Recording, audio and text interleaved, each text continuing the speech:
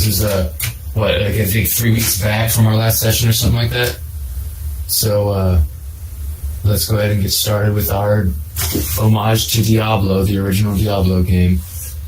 As we go back in, Tristram is quiet out around you. You can hear a couple crows off in the distance that remind you of Eigen's familiar. August, you're spending some quiet time with Jillian in the Rising Sun Tavern, Ogden's Tavern. Beerwin, you and Eigen were out and about trying to figure out what happened to that well, and then Eigen walked away to copy some more things down and went off towards the outskirts of town. And Taliesin is with Pepin, getting his wolf healed up back to full. As we come to, I'll start with Beerwin. You and Kane is with you, and he walks up to you and goes, I regret to inform you, but your sanctuary, your hallowed ground is seeped away. Diablo's presence has burned it from the land.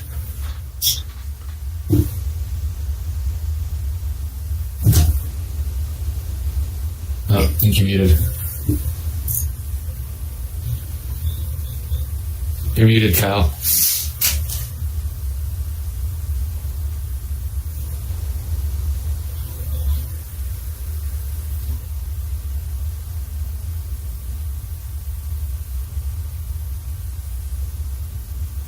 Uh-oh. Okay. Well, until he figures out why his mic's muted, I'm going to go ahead and switch over to Eigen for right now. As you're walking out of town, your imp flies up and lands on your shoulder, and you feel a familiar presence and you feel comfortable. And you head across the little bridge over the creek, and you see her hut, and you see her this green, noxious smoke coming up out of her cauldron like normal as she stirs it and welcomes you over. Welcome back, Warlock. Have you brought for me my mushroom? Or my tome? I sent my familiar away. I want to shiver close to Asia, and I just hand off the tome, the black book. Oh, so you did find it. I wasn't sure it would be in the cathedral.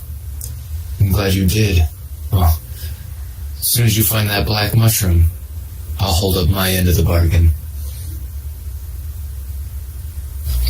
I'm gonna try to find it, but it's proven to be difficult. Yes. For sure it's small, and the cathedral is huge. Bigger than I thought. Always look for places with standing water and dark places with no torchlight. I'll keep an eye for it. Okay. Now we will go to Taliesin.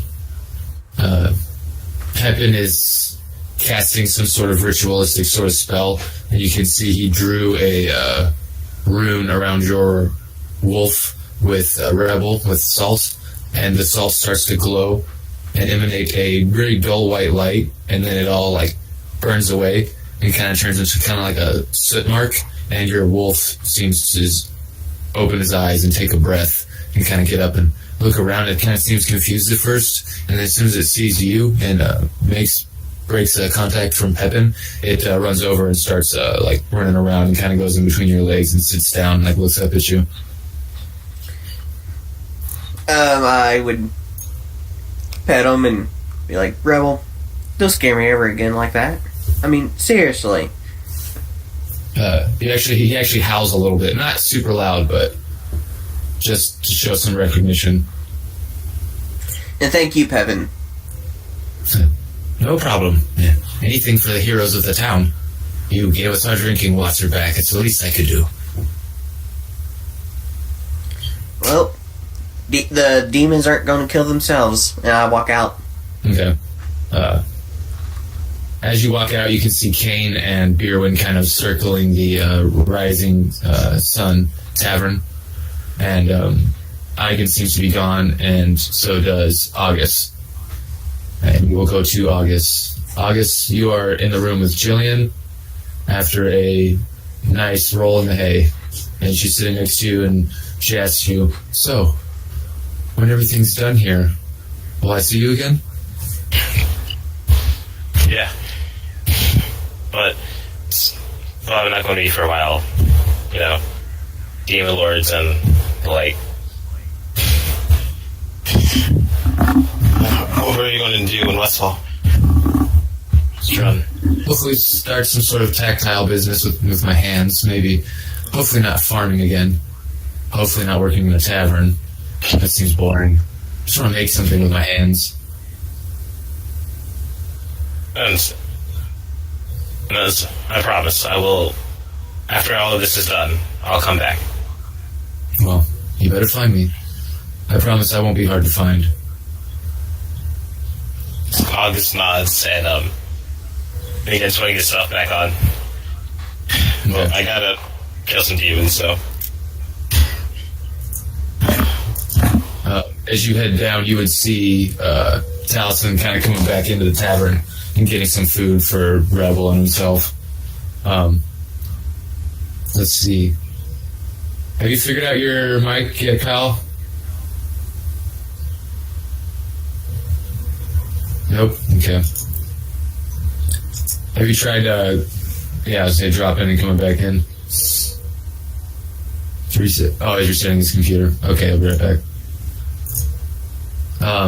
So you two notice Eigen's kind of walking back from the witch's hut. You can see him through one of the windows of the Rising Sun Tavern, and Kane comes in by himself, leaving Beerwin outside, and says, "This is troubling. His presence is stronger than I thought.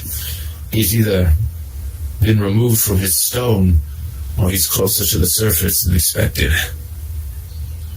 What have you guys found in the cathedral?" Aside from demons, the deeper we go, we just find some traps and more powerful demons. I see you brought back the town's treasure. That's good. Yeah. Hopefully we can get this started. Hopefully. Kane, I have a question for you. Yeah. Just how powerful is Diablo? Well, he's the strongest, or the second strongest of the primeval. Second only to Baal, or Mephisto, and I can't remember. I think Mephisto's the strongest, and then it goes Baal and Diablo, actually. So I think he's the weakest of the three primevals. Hi, can you hear me? Yeah. Yep. We got you. Okay. I have no idea what happened, but for a reason, before we even started, connection failed. I had to re-come into the hangout, and I could not talk. It's all good. Now, inspecting the holes where you guys dug those three books, Kyle, outside. Two of them are still there: the Book of the Blind and the Book of Bone. But the Book of Blood is completely gone, and your sanctuary spell or hollow spell or whatever is dissipated. And everyone is in the tavern talking to Kane. Alright. What I had said earlier when it was just me and Kane talking, I had made a comment that I don't think that it would be best for us to try to continue just hollowing, because it's not a solution. It's more of a medication to try to fight symptoms. Yeah. But now that I see that one of the books is gone, I don't remember myself, but did I know the significance of the different books? I think you were one of the people that did, yeah. You know that they open, they're basically portals to hell. They open little spaces to hell, demi-planes, where demons can come through into the world. and you close the portal of blood. Now you just have the portal of the blind and the portal of the bone. Basically, the portal of bone goes shut. Okay, so effectively, when these books disappear. Oh, My, you haven't got internet connections today. I don't know what's happening. I really don't. Everything else is working fine for me. Yeah, you just skipped a little bit. It's Diablo influences. Damn it, Diablo! So it's reasonable to think that the books being destroyed could also mean that we succeeded in destroying the portal, and it's a good sign? Yeah. I'm going to move my phone because that's going to start showing up a lot. Alright, I guess I'm going to go ahead and head into the tavern as well. Okay. You see everyone sitting around telling the stories of the things that they've seen in the Cathedral to Cain, and Ogden brings over some like breakfast type foods, eggs, beans, cat.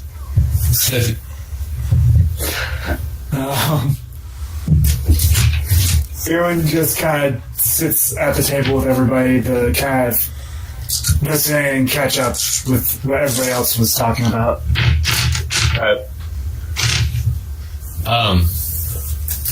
Basically, you hear Cain describing that he's pretty sure Diablo is the weakest of the three prime evils when you come in. And his presence, he should be trapped in a stone, but they may have miscalculated the strength of their sorcery and keeping him trapped there.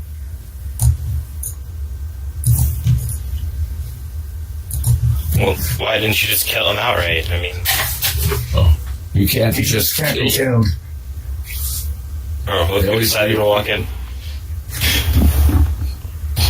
As Erwin sitting down next to you as you said that, saying demons can't be killed, they only get sent back to hell and reform. Well, what if we kill them in hell? That's one thing that's never been done before. Pretty sure hell will kill you first. I don't know. So far, most of these demons haven't been too much of a challenge for us, so... You know, why don't we just take Diablo? Why don't we just take Diablo down? And then, I don't know, you do your magic, we go there, destroy the stone there, and things should be, completely fine. What is the complication in that? We'd be taking him to his home, where he has absolute power, and trying to fight a god. Apparently, your god has given us powers where you won't die at least twice. Oh. And I'll just type to see a crawl next to you, just nodding in affirmative.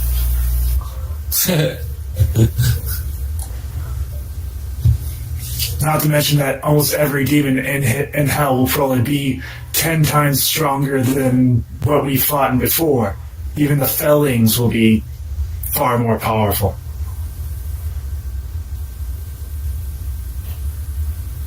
Well, kill them on the prematerial plane it is then. At least fight them back so that their hordes stop trying to come to our dimension. You may have already opened a portal to hell into the town. Maybe that's what washed away your hallowed ground. You can't be too sure. You need to be careful. I'm going to see what I can do about casting another hollow spell on the city. And he kind of hobbles away with his cane, goes back to his hut. And now it is up to you guys to decide which area to go to next. And if you need to reminding which areas you found from. I was about to say, what are our options again? I think there's the cave. Yeah, you because we cleaned up, finished the cathedral, didn't we? yeah, you cleaned up the cathedral. Now you just have the caves, and then the caves lead into the catacombs, or vice versa, depending on which one you go into first. and then from there it goes deeper and deeper. Okay. Well, we've already gone into the caves a bit and found that waterway that was being poisoned, so we can try to go one of the other 3 options. Well, we know that 2 of them go to that same area, so I guess 2 of them. Yeah, there was only another option, and possibly deeper into where that waterway was. Well then, is there any other place that we can go? When you guys found the catacombs, locked in and told you probably weren't ready to head down deeper that way. So I think at this point the caves are what's left. Yeah. Well, I guess didn't go with him to the catacombs. Oh, that's true. But you don't even know that's an option.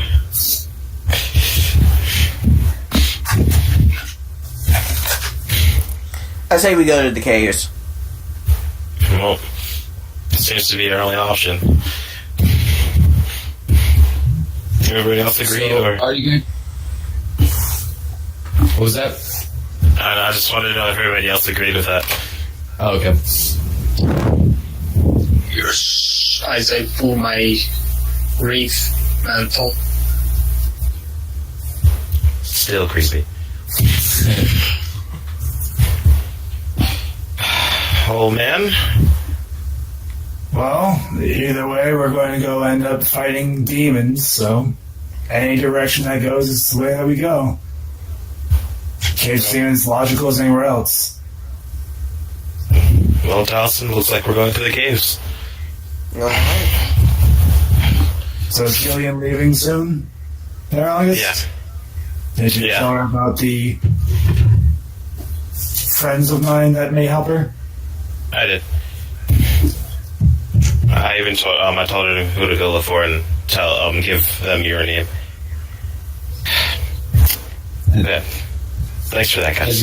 As you guys are talking, you kind of see Wirt come down the stairs with his, new leg, and seems to be having like a bunch of bags packed, and he's kind of bringing them outside from the tavern and setting them down. And he comes over and he's like, I just want to thank you guys again, especially you, old man. And he points to Beerwin. He goes like, I can't get over having my leg back. This is amazing. And then he looks at August and he goes, you gonna eat that? And he's like pointing to your bacon. I just handed over to him. And he just like shoves it in his face. He's like, "Thanks, August," and like runs upstairs, get more stuff. Dang. It's like having like a little brother or kid. That's it. He's not a brother in arms, even. It's like he's almost family to you. Brothers in legs. Seriously, do you have to be the Wraith for while we're talking? To be honest, all I heard was, I want snacks. I want snacks too. Just creepy Wraith thing walks up to you. Can I have a number 2? Or some. McDonald's. Yes? Question mark? I don't know, can you? Grammar. Hey man, as long as you don't eat my soul. Let's see. Do some rolls real quick. For those first joining us in the recordings, we kind of like going on little tangents every once in a while. Oh yeah. Every once in a while. Quotations. Once in a while, like every 5 minutes. But So is there anyone who needs the link for the shops before you guys head to the caves? Anything you want to buy? I think I am good. Okay. Everyone else, Me too. I'm good. Okay. I just got fancy new armor, so I'm pretty good. Did we get a long rest from the last session? Yeah, there will be a long rest. Thanks.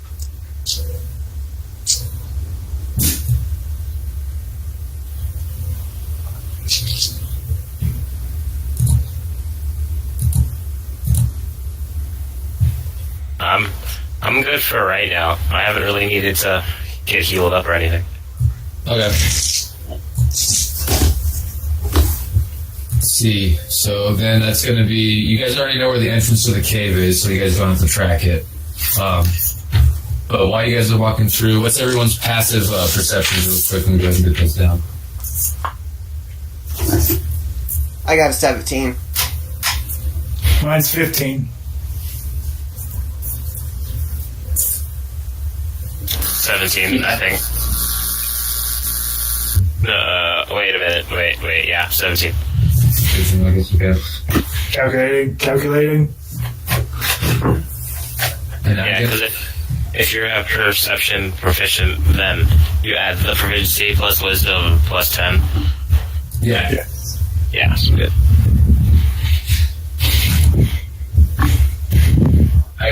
You got your passive perception? 11. 11? Okay. He posted it in chat. Oh, I didn't see. My bad. Okay, so when you guys get back to the entrance of the cave, it seems familiar, except this time there is like none of the little fallen demons running around in the skirts, like the outskirts. Still, like it seems completely dead. There's no crickets. There's no crows over here. There's no nothing. Just the air. You can hear like the whooshing of the air going in and out of the cave. And the air that comes out seems to be like extremely dry and extremely hot, which was different from last Do you time. remember this being so intense before? Or wasn't it cooler in here last time? I don't know. I was gonna say I do remember it being cooler. I mean, like, I remember somebody, like, murdering a demon from, like, out of nowhere. But aside from that... Oh yeah, that guy was pretty cool. Well, We're not going to call it murder when it comes to demons. We're going to call it slaying. We slayed a demon. we're not going to get into this argument. There's no argument. I was right. I slayed a demon. You want to tell us why you just hate demons so much, aside from, like, the usual facts? Besides the fact. Besides the fact that demons are bad. Well, I don't know, because you just seem to have a vendetta against demons, and I want to make sure that, like, if we're, like, sneaking, or if we've struck a bargain with a demon for some odd reason, that you're not just going to, like, just randomly shoot this thing out of nowhere, and then we have to clean up the mess. I can't promise that. I would more than likely shoot him. I just wanted to know why before we walk into here, because I'm trying to get in and get out. I have places to be for the first time. Alright, well, I'll start it and then I'll sneak off. Okay, here we go. Go ahead and roll stealth. Are you trying to hide from the party members too, or just necessarily like other things? I guess everything else. Okay.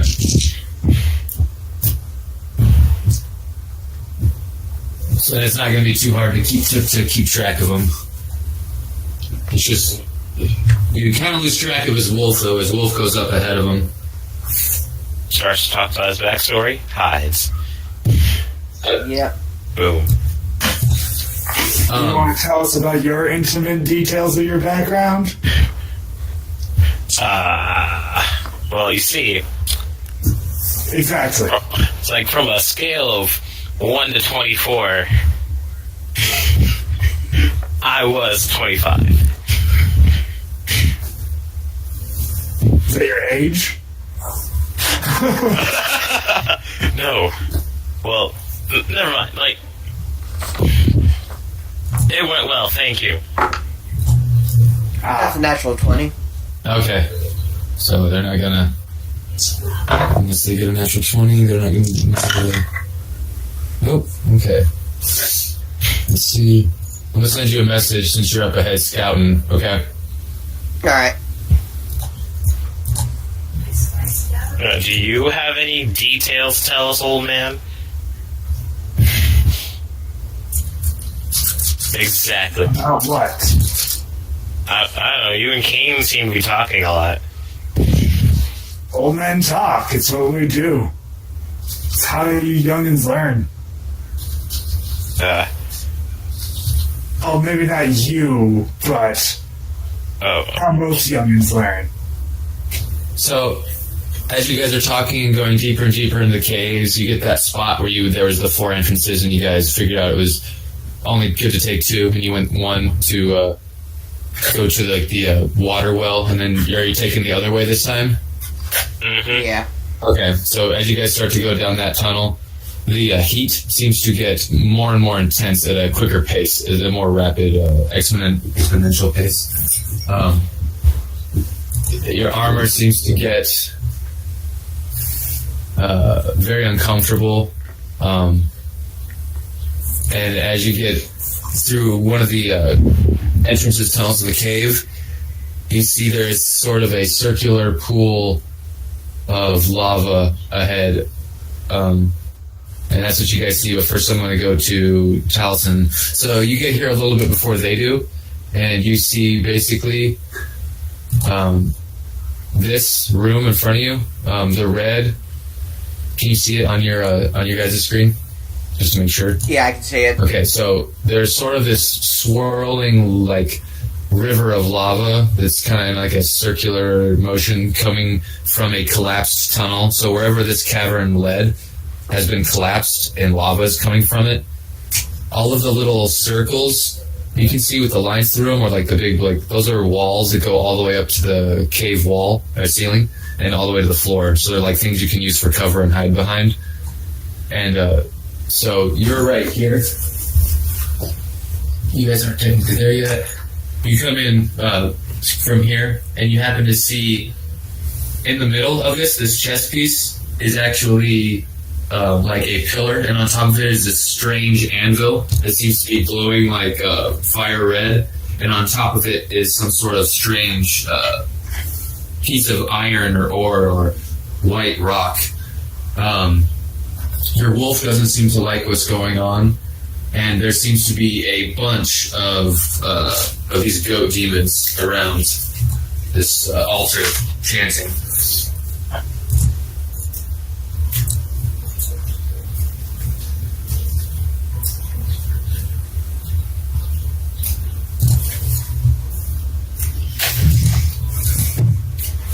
Alright, as soon as I see that, I'll double back to the group to let them know.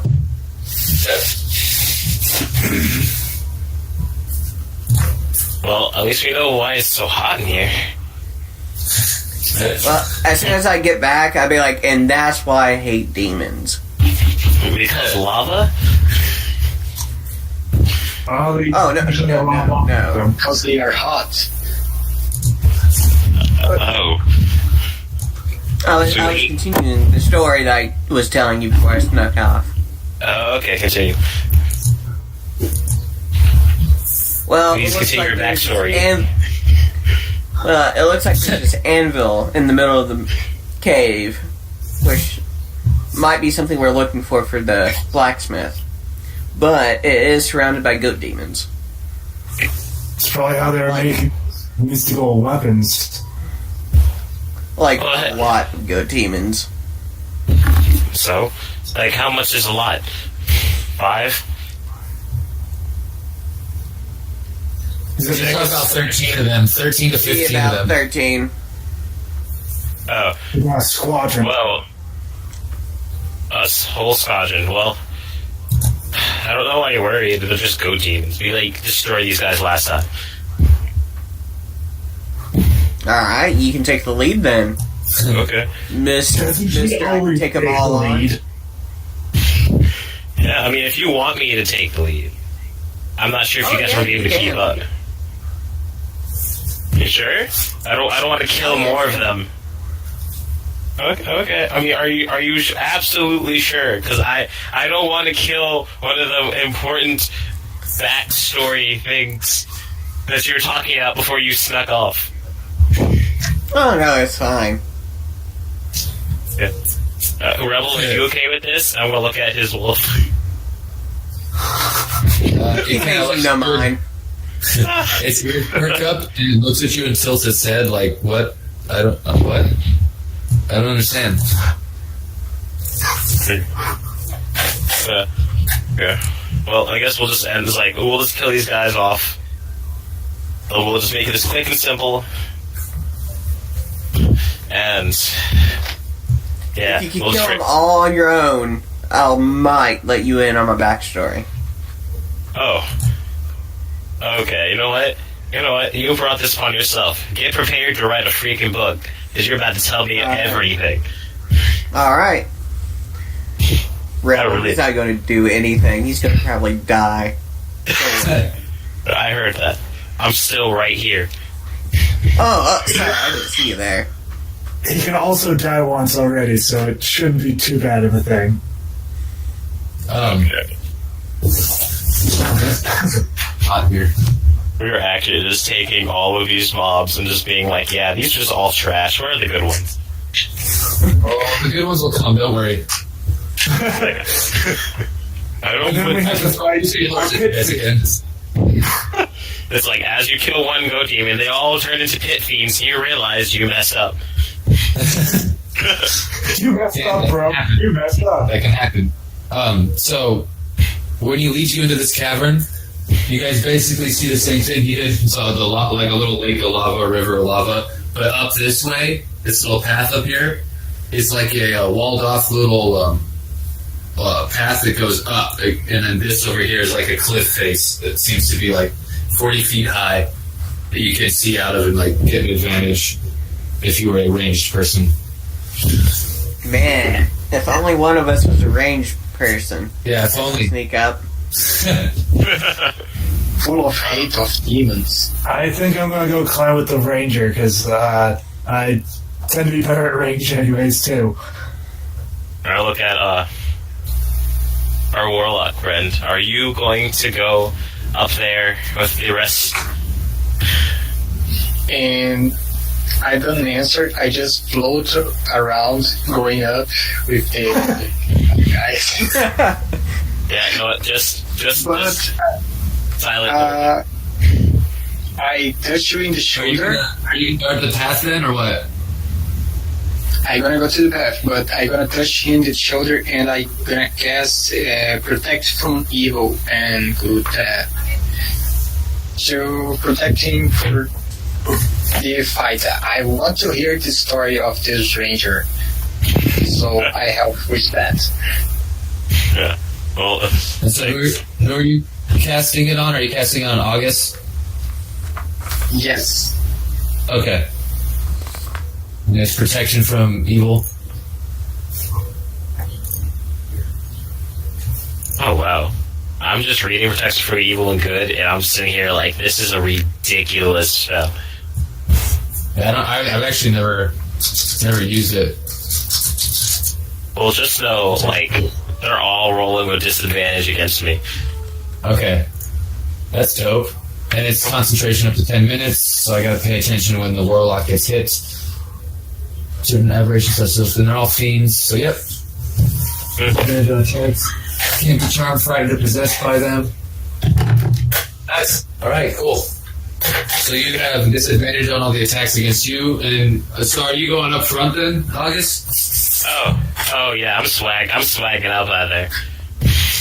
I'm gonna activate the shield beforehand, though. Yeah. So, you're here. What's the plan? Is are you just running in like Leroy Jenkins, August, or did you want to wait for the ranger to do something? Leroy Jenkins this. No, Okay. I'm about to out Leroy Jenkins, And this kid, Allison, you better start taking notes, because I want your backstory in writing. So But you, does that mean that you're casting Greater Leroy Jenkins? Yes. okay. It's like, I believe in the heart of Leroy. What you see right now, in front of you, the lava is coming from both ways like this, and it happens to hit here, and where it's hitting, it's kind of coming closer towards you, and it seems to be hardening, so there's like hard surface here, then there's also rocks here that you can move across, or rocks here you can move across, or you can attack these guys on the side first. Depends on where you're trying to go. Oh, well, like, I gotta get everyone's attention first. So August is gonna, like, spin his hands as, like, the, special shield is going around. But he's gonna crack his knuckles. And he's just, like, he's gonna kind of, like, walk up, wait for one of the and wait for one of the goat demons to see him, and then he's going to yell in Abyssal. Like, who's the strongest one here? Ooh, okay. So, the chanting stops by most of them, except the one in the very far back.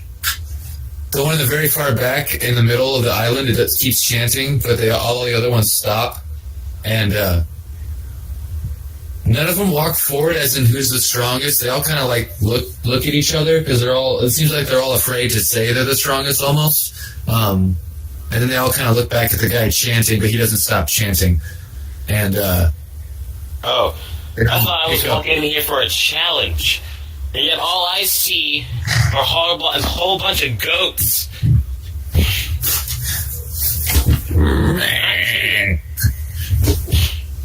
You've made a grave mistake. No, that's your mother. Kill this one. And I need initiative.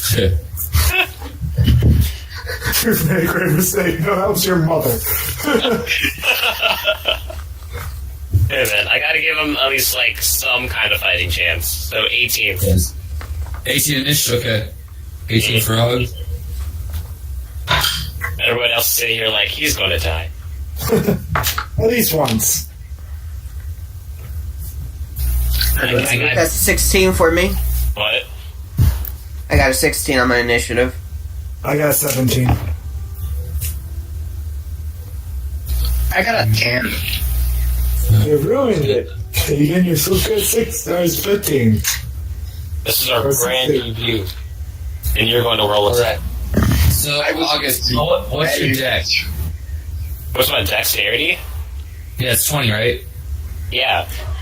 Okay, so you go first. Oh yes. Well, I'm going. Is the guy who said that like the one all the way in the back?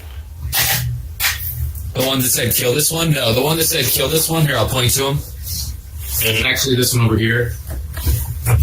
He seemed to be insulted when you said that about about his mom. Okay, well, My mother was a great sheep. He was amazing. Okay. Amazing. Well, before everybody else goes, I'm going to use the butcher's hook and I'm going to throw it at him and pull him over here.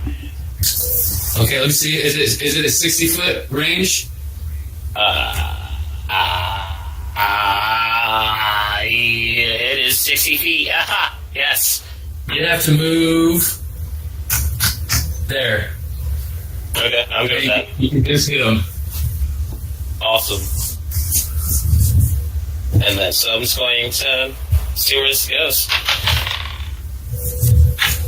Wow, that was really bad. That's just really bad. There's a woodpecker on the house.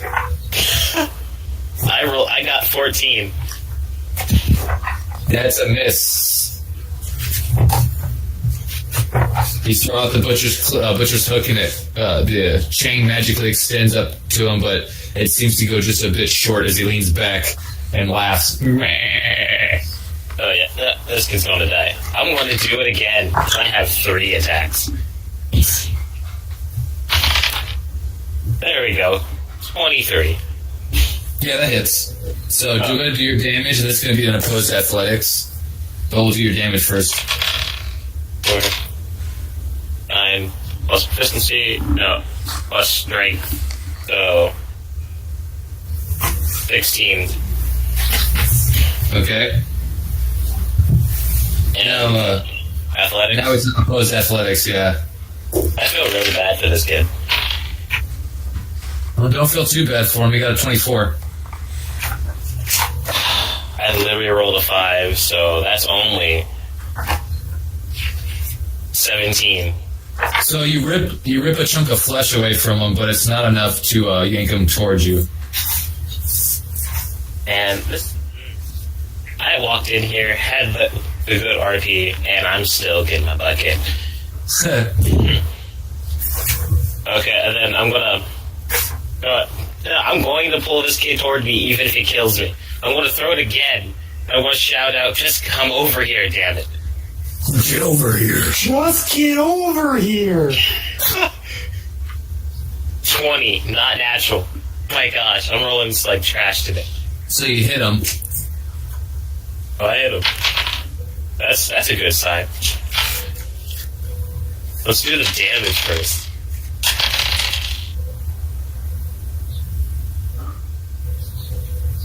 $15 damage. Okay.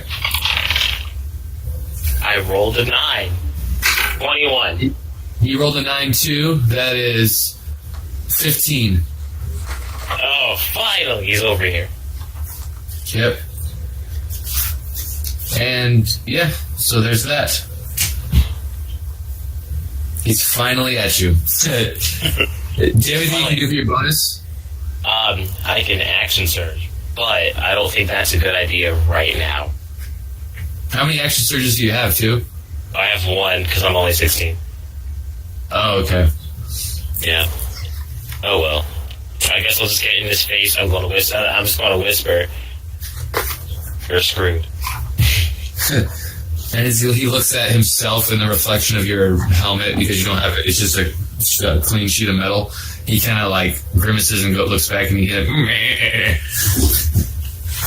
seems to actually be a little intimidated by you.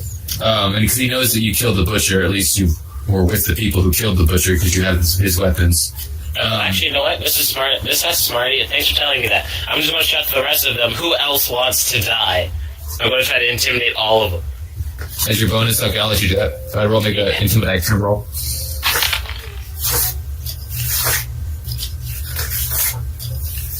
Okay, well,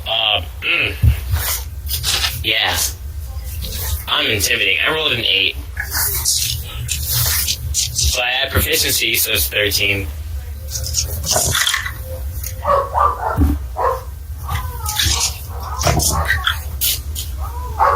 So... I think you might actually scare 2 of them. What? I mean, of course I did. I'm a scary man. Pretty low. Well, I can't get anything higher than a 10, so... Oh my gosh. No. Just rolling through. These ones, because the demons go next, they go after you. These ones actually are going to move here. They're gonna run away. That one's at you.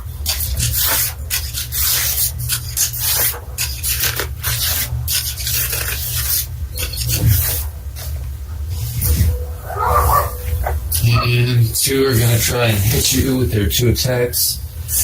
But they have disadvantage, remember. And that one got a 3. They're throwing another 3, so 13's don't hit you. The one you pulled over tries to swing at you twice with his polearm and misses really bad. It's a 2. His disadvantage is awesome. That's a natural 1. The second one up close to you takes another 2 swings and is looking even worse than his friend. And then 24 is going to hurl fire at you. Natural 1. Okay, this protection is really working. 1. I don't figure it's the warlock that did it. Okay. Actually kind of dying right now. It's just kind of like, we're not scared of you. Okay, you know what? I might be a little scared because we can't hit this guy. Okay. So the 4 in the back's going to be protecting the one big one, and then those 5 are also going to hurl fire at you. And they seem to be standing in the lava no problem. That's interesting. So 5 more. 8 plus 7 doesn't hit you. Your AC is 21 or 22 or something like that, right? Yeah. Yes. Yeah. I thought it was 20, but... Oh. Well, still, none of them have reached that. The highest one has been at 17 so far. This is the last one. 9 plus 7 is 16. Okay. So, a bunch of fireballs arc up into the air, and they all seem to hit you at the same time, and your metal, or your armor gets really, really hot, but then washes away with almost the coolness of your confidence, and these guys aren't going to be able to touch me. And you basically, I'm actually going to say, because of that, I'm going to give you a dice of inspiration, so to one of your rolls, you can add a d8 to it. Oh, man. Thank you. And then it's going to go next. The demons all went, and they all failed horribly. The one in the back's still chanting, and it's going to go to Beerwin. Beerwin, there are those two that are, look like on a bridge. Yeah, they're on basically what it looks like. They're on what it looks like they collected a bunch of rocks, or a bunch of rocks had gotten collected and made sort of a makeshift bridge for plot armor medium-sized characters to walk over the lava. Are they within 60 feet of me, or are they in a distance that I could possibly walk towards and then be within 60 feet?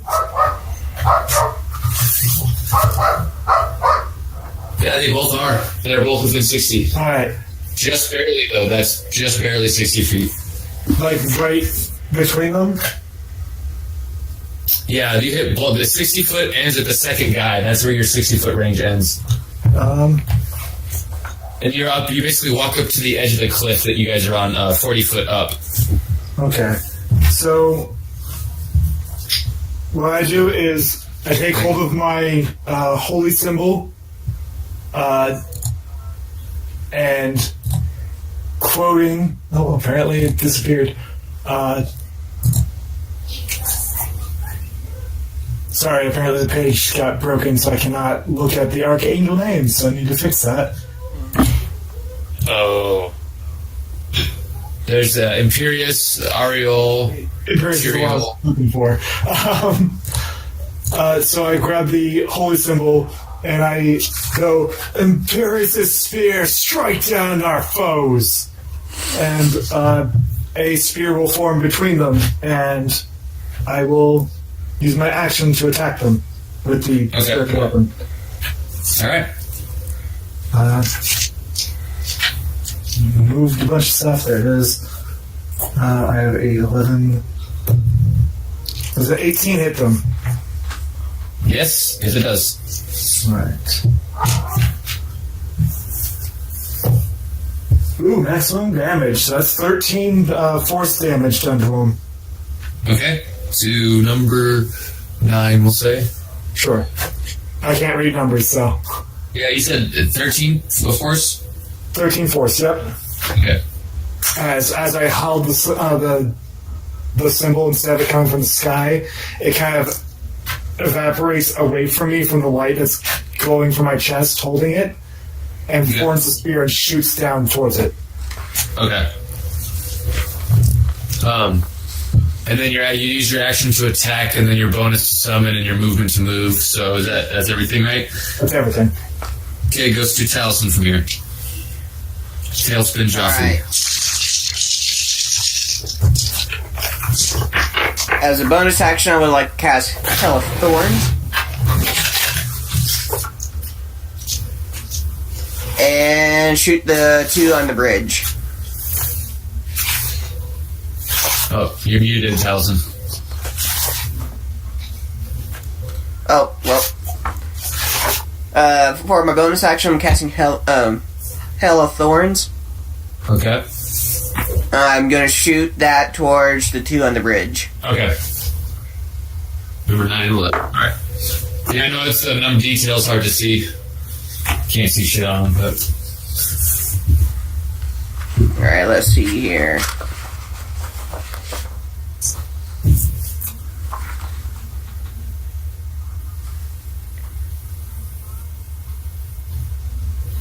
That'd be a 29 to hit?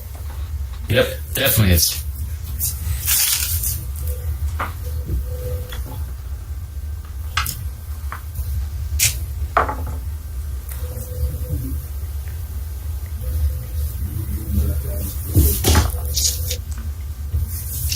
That'd be 16 damage. And then do they have a save for this for anything? Dex save. Dex save. Oh, a 3 and a 4. What's your? I don't think that doesn't make your. Okay, so they both take both, and you said it was how much? 16. 16. Yes, what I thought. I wrote a 1. I didn't write the second number. I was like, oh shit. So every creature within 5 feet of the bridge, I guess. Yeah, you hit. We'll say you hit 9, and then 11 also gets hit. 9 is the one that the Imperious' spear is attacking. You send as a bonus action your wolf to go attack. It'll take him a little bit to get to the battle. He's got to run down. He can try and hop off. Yeah. The Hell of Thorns was my bonus action. Oh, it was? Okay, nice. Yep. And then for my second attack, I'm just going to shoot number 9. Okay. And you're still using the force application on your bow, correct? Yeah. Okay, I just want to double check just to make sure. So I got for resistances and stuff. That'd be 29 to hit. 29 to hit hits.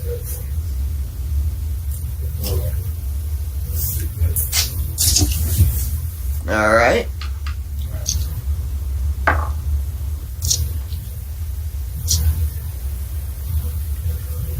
That's 15 damage. Okay. You did 15 damage to number 9.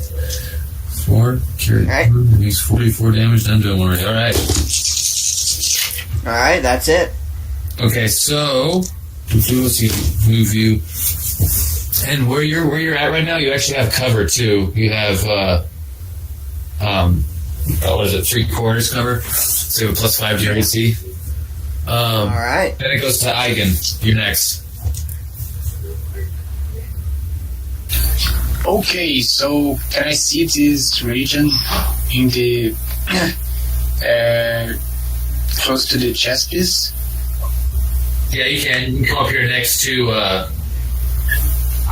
Beerwin and kind of see the whole area. Just to make sure, how is the range from me to the chest piece? 50 feet exactly. With a little extra feet because of the Pythagorean theorem. Okay, so I'm not gonna use a lot of spells because of distance, but you see, as we go down and down close to Diablo, you see Eigen is feeling strange with this. His eyes are glowing red and blue, and the light coming out starts getting stronger and stronger. And he points to the altar, and he says, what he says exactly? What's the name of the spell? He points, "You shall watch the ending of the light," and a black sphere appears, a very small black sphere, and starts grow up to 20-foot radius around the altar, and I cast Hunger of Hodor, which make difficult terrain. Any creature that starts its turns in that area takes 2d6 cold damage, and any creatures that end his turns in this area makes a dex saving throw. Okay, so when they move around there, they gotta make a dex saving throw? I guess. And what was the name of the spell?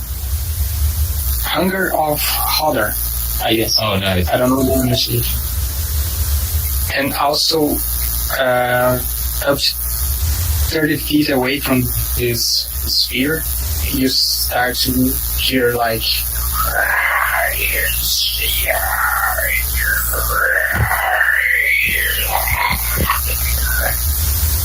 and all kind of strange noises Oh, from nice. other dimensions.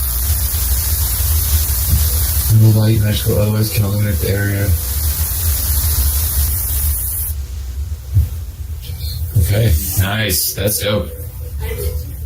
Okay, so, and they don't have resistances against those damages, so that's pretty cool. Because these are weaker demons. Then it's going to go to, because it just waits for their turn, right? And then when they move, yeah, okay. Are you going to move or cast anything as a bonus action, or is that the end? Sorry, I gonna end, and I guess this ends the protection from evil, since this is another concentration. Oh, yeah. Protection would drop. But you see, Ivan, he doesn't focus very well in remember he's protecting another person, right? In the moment. Okay. Alright. So then it's going to go to top to August. August has become cocky, as everyone has missed him, and doesn't notice like the shield drops. I'm going to activate Fighting Spirit, so I have advantage on everything, Nice. and I'm going to pull out the butcher's cleaver. I was just going to look at the guy who was saying like kill me. I'm just going to brain him. Okay. With Great Weapon Master with advantage. Alright. Go ahead and make them rolls.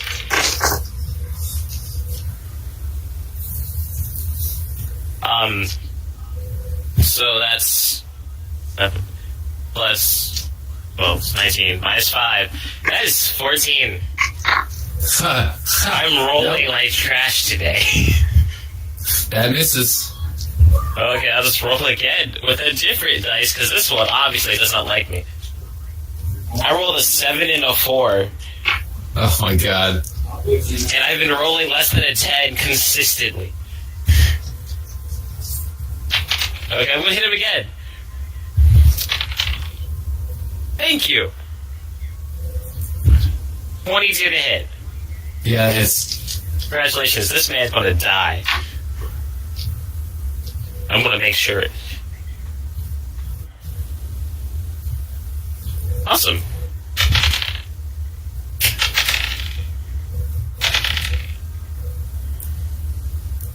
So it's like what? Then plus strength, so 18, so 28 damage. Did you say 20 or 28? 28. Okay. 21. Alright. And then we're gonna hit him again. Is he dead? No. Aye. He looks still pretty hardy. He's just got cuts across his chest now. Okay, welcome to him again. We're gonna make him kneel to the king right now. With Great Weapon Master, of course. I think you guys may have forgotten how much health the goat demons have. I may have forgotten that. May have, 26. 26 to hit. That obviously. Yeah. Oh, so I think we may have just walked into a really bad situation. 25 damage. And then on the last hit, I'm going to try to scare him again. 6. Okay. Go ahead and make a roll. Natural 1. Yeah, nope. He kind of smiles and laughs at you and he gets you ready to strike. Awesome. And I'm Anything not for your saving. bonus? No, that Fighting Spirit was my bonus action. Oh, okay. Okay. Any movement then, or you just staying straight up in their face? I'm going to step straight in their face. All right. Like, All right then. And then I need to do damage for all those guys. 1, 2, 3, 4, 5, 6, 7. 7 of them. I'm gonna do that spell damage real quick.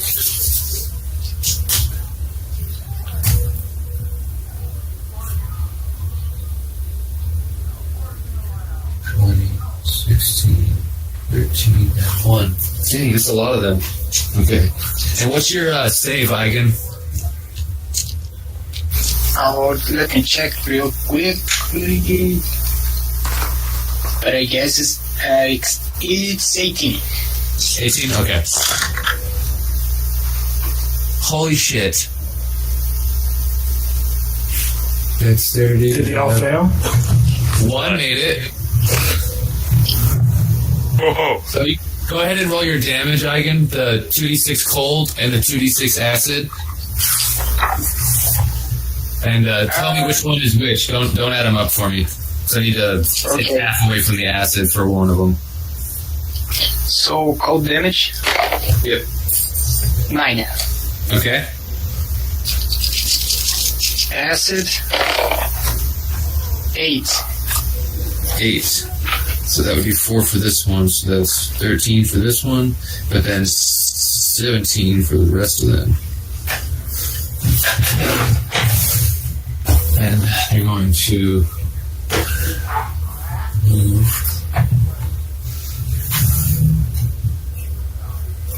You kind of scared them, almost. They all kind of spread out. 1, 2, 3, 4, 5, 6, 7. 7 of them are going to throw fireballs up at the top at you guys, but Irwin and Eigen, you guys have +2 to your AC from cover, and Taliesin, you have +5, but I don't think any of them are going to target you because the people in front, so you don't have to worry about that. And then 1, 2, 3, 4, 5, 6 are attacking August, so let me get those. Ooh, okay, so those 3 don't hit. Natural 20. So, Kyle, or Beerwin, you take 28 fire damage, and you need to make a dexterity saving throw. Is this kind of a spell or attack? It's an attack. It's like an ability. Okay. Can I use the uncanny dodge on the armor with it? Yeah. Alright, so I'm going to go ahead and use that in half the damage. You said it was 27? 28, so 14. 14? Yeah, it was a critical. Alright. And use it into a dexterity save? Yeah, you gotta do a dexterity saving throw. Natural 20. Nice, you're good. You brush off, you pat yourself down, and you save your spell book and all of your flammables stuff. Nice. And that was those 3. So then the next 1, 2, 3, 4. These ones are coming to again. 1, a 9. So 9 plus 7 does a 16 hit you, Eigen? With your plus... Oh yeah, Eigen has an 11. Is that with his plus 2? Plus 2 makes it a 13 for him. Yeah. Oh wait, no, that's his passive. Eigen, what's your AC? Just to double check.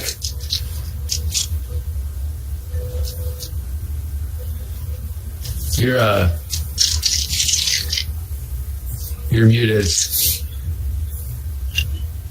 Fuck. But 14. 14? Oh, okay. But with the plus 2, 16. 16? Okay. So then 1. So you would need a dexterity saving throw and then only 14 fire damage.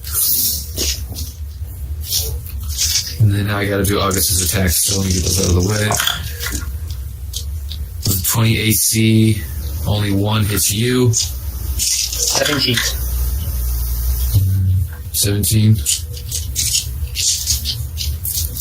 Okay. So, and then August. The goatmen attack you. Each of them attack twice. One of them hits twice, and another one hits once. One hits with his horns, and the other 2 hit with their forked, pitchforks. And you take 35 piercing damage. And... Well, ow. 4 and 10 fire damage.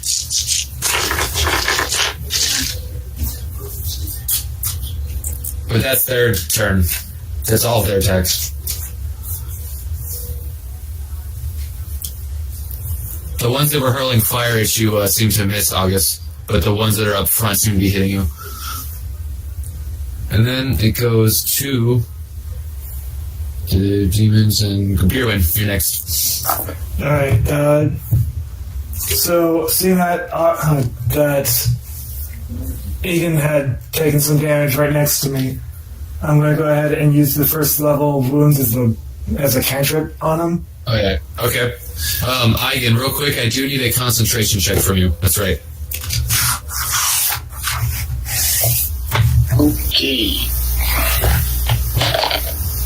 Concentration is just the 20. Con save. It's a saving throw. Constitution saving throw. Oh, Yeah, just 9. a 9? Yep. Okay, the spell that you had cast, the armor of, or the hunger of Hadar or whatever, has seemed to fizzle out. Okay, now it's Beerwin's turn. Hold on a sec. Shut up.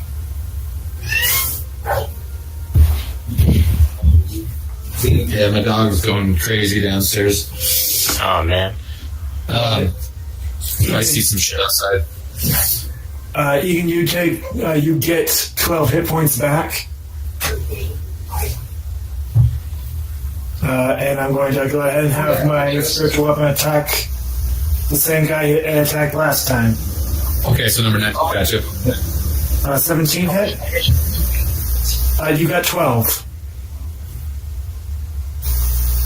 Yeah. 17 does hit. Yeah, 17 does hit. And then Eigen, you said you gave Eigen 12 hit points, right? Correct. Okay, I'm just making sure I'm keeping track too. Okay. And that's 10 hit points to number 9. Okay. That brings him to 54 damage. Boom. So I have a quick question. Yeah. Conjure Celestial is a 7th level spell, but there's literally 3 different creatures you could summon. One of them you can summon when you cast it at a higher level. Okay. So I'm trying to figure out what it means. Like, it says you summon a Celestial challenge rating 4 or lower. Is there a chance that it could be a creature counted as a Celestial? Because I know that's something that can happen with Find Familiar associated to it. At least So you want to summon like an animal that's just like part celestial? yeah, but it doesn't have anything really beneficial. It's just a celestial bear, and it's a bear. Yeah, you can go ahead and do you have your monster manual? Yeah, at your house? I was looking through Volo's and my regular monster manual to see what... Yeah, go ahead and find something, anything CR4 or under or whatever, just go ahead and pop out. Okay. And then it's next, your turn's over, right? Yes, that is my turn. Okay. My movement is simply just getting me into better cover. Okay, so then it's going to go to Taliesin. And I'll actually move you over here. Now you'll have +5 instead of +2. Alright, I would like to use my bonus action to cast Arcane Arrow. Okay. I'm going to place it where all 4 of them should be able to get hit. Arcane Arrow is the fireball arrow, basically, right? Yeah. Okay, so if you hit the first one, number 1, the guy over here, you can hit basically all of them. That's what All I'm going to 5. do. Alright. So let me make 5 dexterity saves, and your save is a 17? Mine is a... Let me check one more time. 16. Oh, 16. Wow. 6, a 3, a 7, an 8, and a natural 20. So one makes it. Alright.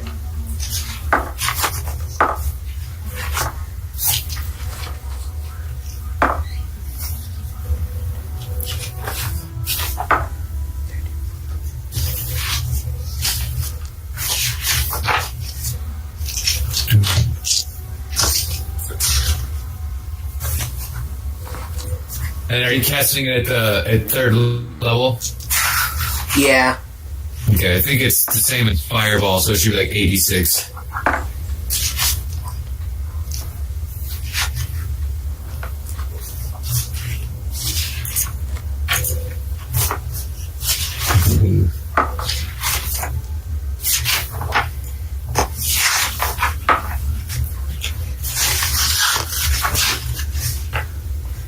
That'd be 27 damage. 27. Two numbers. 1, 11.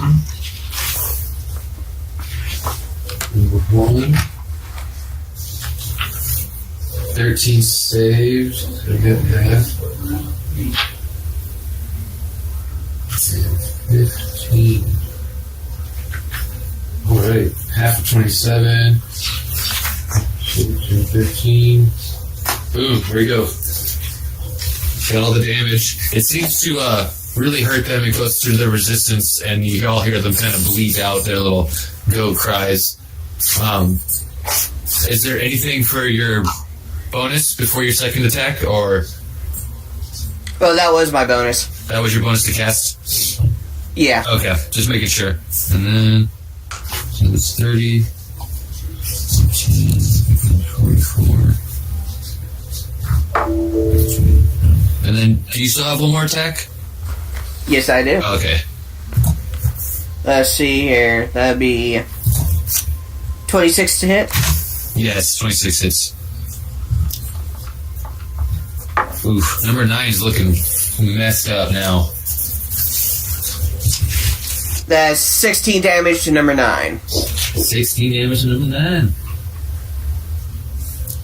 Alright, the arrow shoots out, and you see the arcane force of your arrow sticks in him and disintegrates, and as it disintegrates, you can see like his heart pump a spray of like this like black bilish like blood out from what you would assume his heart, where his heart is, and it seems to be kind of almost on fire, and there's like ash kind of coming out as the heart is spraying blood out. Alright. So they have some sort of affinity with fire. And then it goes to... Where did it go? Eigen. Eigen, you're next. How tall is this cliff we are in? 40 feet high. Okay, no jumping. No. I'm gonna look to the one that hit me, and I'm gonna cast a firebolt on him, but I use the power of sorcery points to cast as a bonus action, and also gonna cast Eldritch Blast on another one close to him. Okay, so you're hitting 29 and 7. They're the ones kind of closest to you, right? These two right here, these are the ones that hit you. Okay, so it's 2 attacks. First, firebolt. And just so the people who are watching, if there's any know, Eigen has a cool little thing that lets his abilities go through damage immunities and stuff, so fire's gonna hurt them. His fire hurts everybody.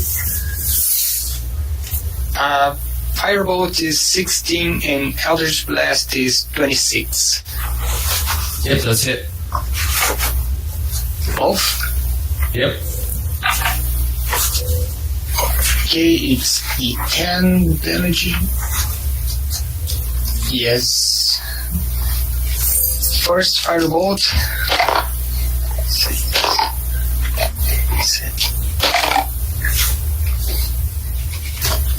12 from the firebolt, and now the Eldritch Blast.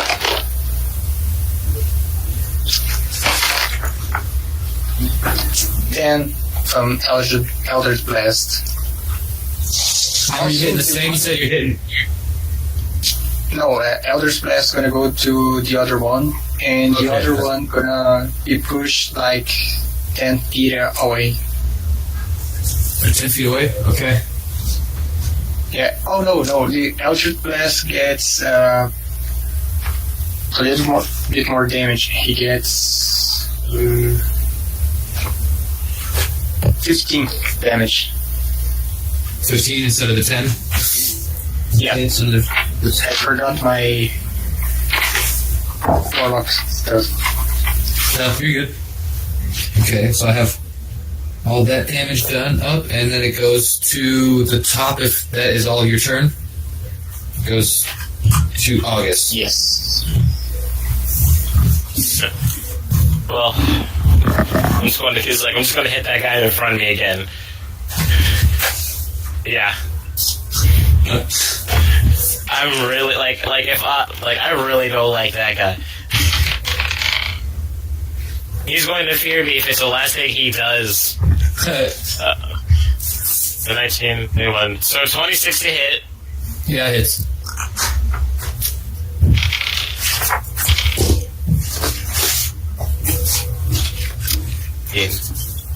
I probably should have said 28, yeah. I don't know. I just always just end up, like, using Great Weapon Master for everything. Which is why I miss so much. So, 28 damage, and then second hit on the same guy. I'm going to hit this man until he dies. Well, that's the idea.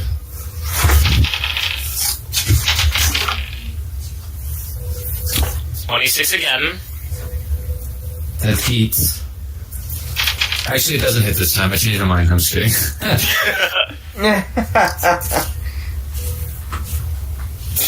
32 damage. This man's still not down? That one's down. Finally, oh my god. That's nice. Let's kill it. So, how would you like to kill him? I'm going to hit him the first time, and he's going to have that smug look. And then I'm just going to look up at him, just wait a whole second, and then decapitate him. Nice. As you decapitate him, his body kind of falls into his knees, and he drops the pitchfork, and you see, like, where you cut his head off, the head rolls in the ground and turns to, like, ash and, like, this nasty blood.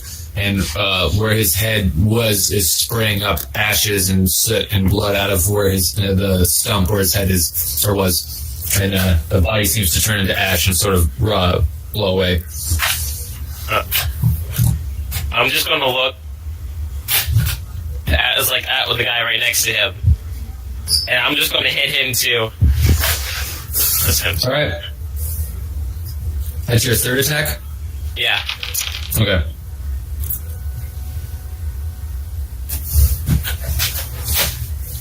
I'm so glad with this new dice, because that's 26 to hit again.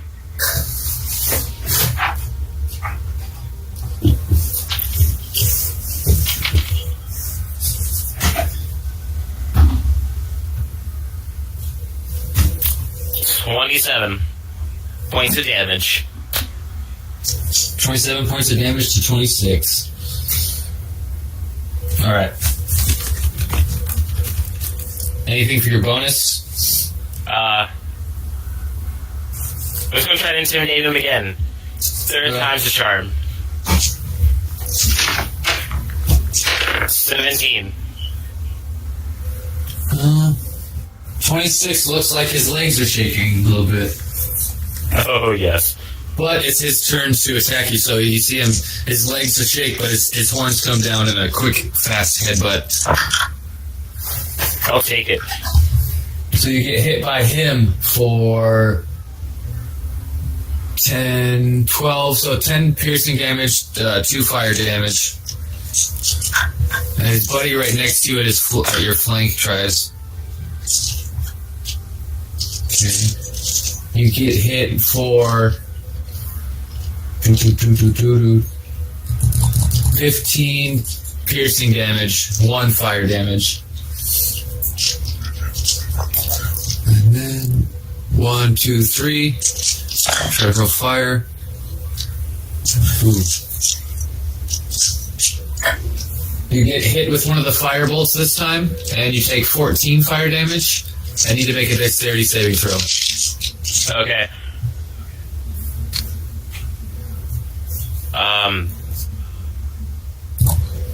Because of shield, it's like shield master. Yeah. I get to add my shields to my dexterity save. My shields AC. And there was something else too. I don't remember what it was. It's basically you get evasion like a rogue if you have a shield. Okay.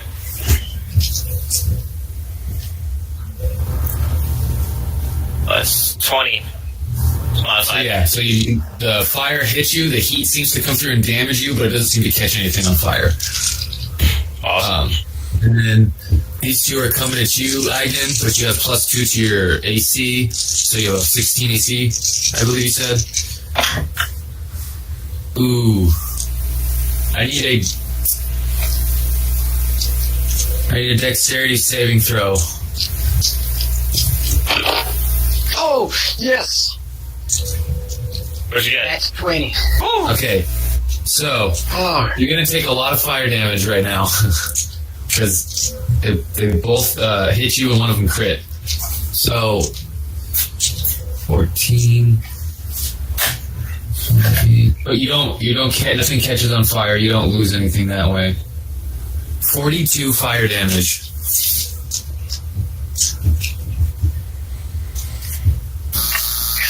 okay. Being that. Okay. That's now these ones are going to Beerwin, but Beerwin you have a +5 to your AC. 1, 2, 3. Only 4 still chanting. Ooh. Okay, Kyle. I need a dexterity saving throw. So you had 27? One of them got a natural 20. Oh. It's the third one they've rolled on you guys in this encounter.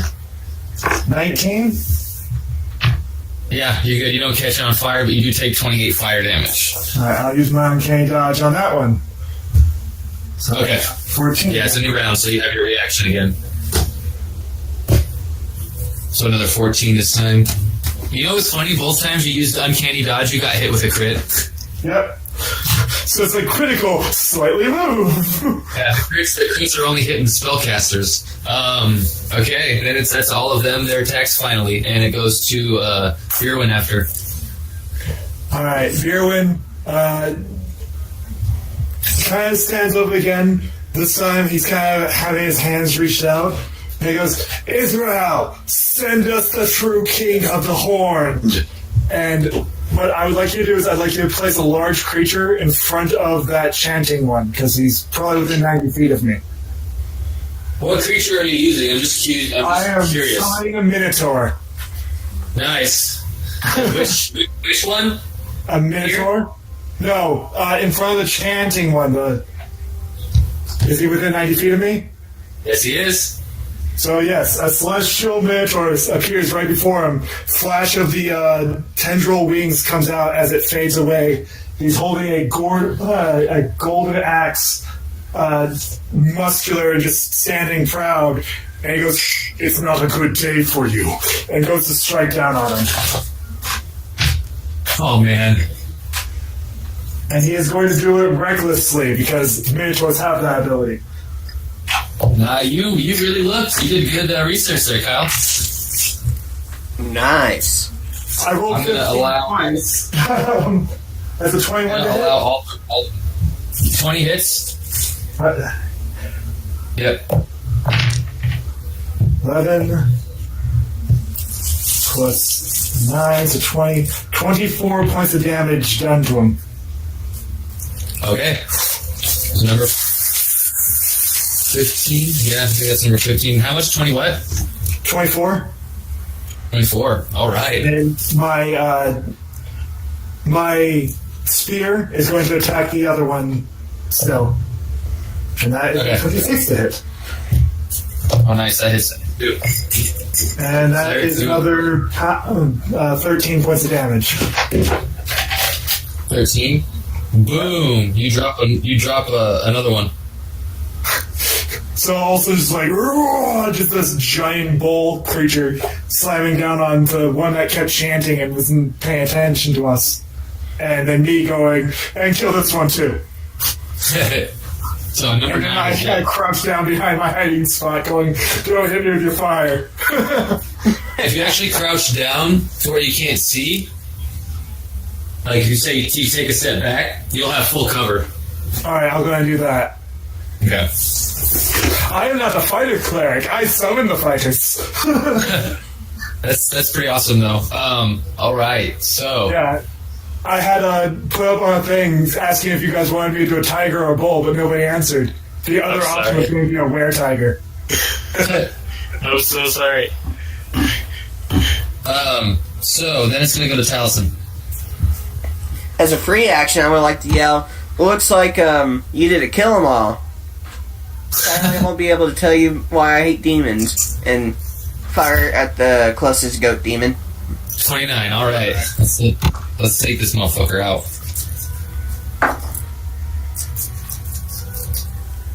Seventeen to hit? Yeah, 17 will hit. And also, just so you know, if you do send your wolf at any time, I'm not going to make him run all the way back since it's a crazy-ass, like, wolf. It's all a celestial from that god boon. I'll make him, like, basically jump off the little rocks there, and he can go down to 40 feet without taking much damage. Alright.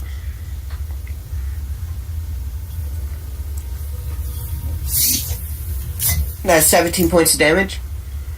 Oh, nice. 29. I'm going to attack him again. So carry a 146. Damn, most of them have at least 40 damage done now. There's three of them that have only 17. But 15 to hit? you guys have, yeah, 15? Yep. Nope, that misses actually. The arrow seems to stick in him, but it sticks in like a thick part of the hide, and he just kind of looks up at you and laughs a little bit. You don't think it sunk in very far. As a bonus action, I point at the one I was attacking, and I'm like, Rebel, stick him. Oh shit, okay.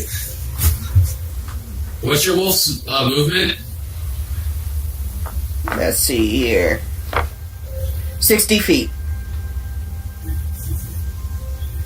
Alright, so he slides. You see him kind of run, jump down the cliff, and he puts his paws out and kind of like slides down, like, and then jumps down here, and he's still got 20.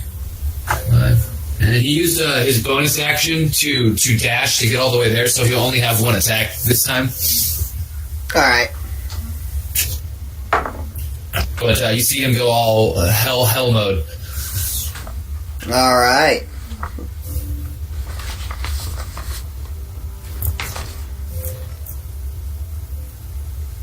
Does 23 to hit? Yes, it does. And I'm going to go ahead and make his athletics now. Ooh, it's a 19 on the dice. That might be a total of 25.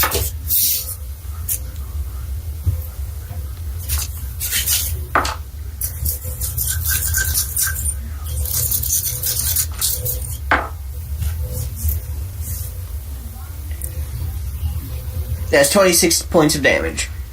26 damage to 25. Right. Or 29. 26, so 2, carry the 1, 5. Right. And 8 of it is radiant damage.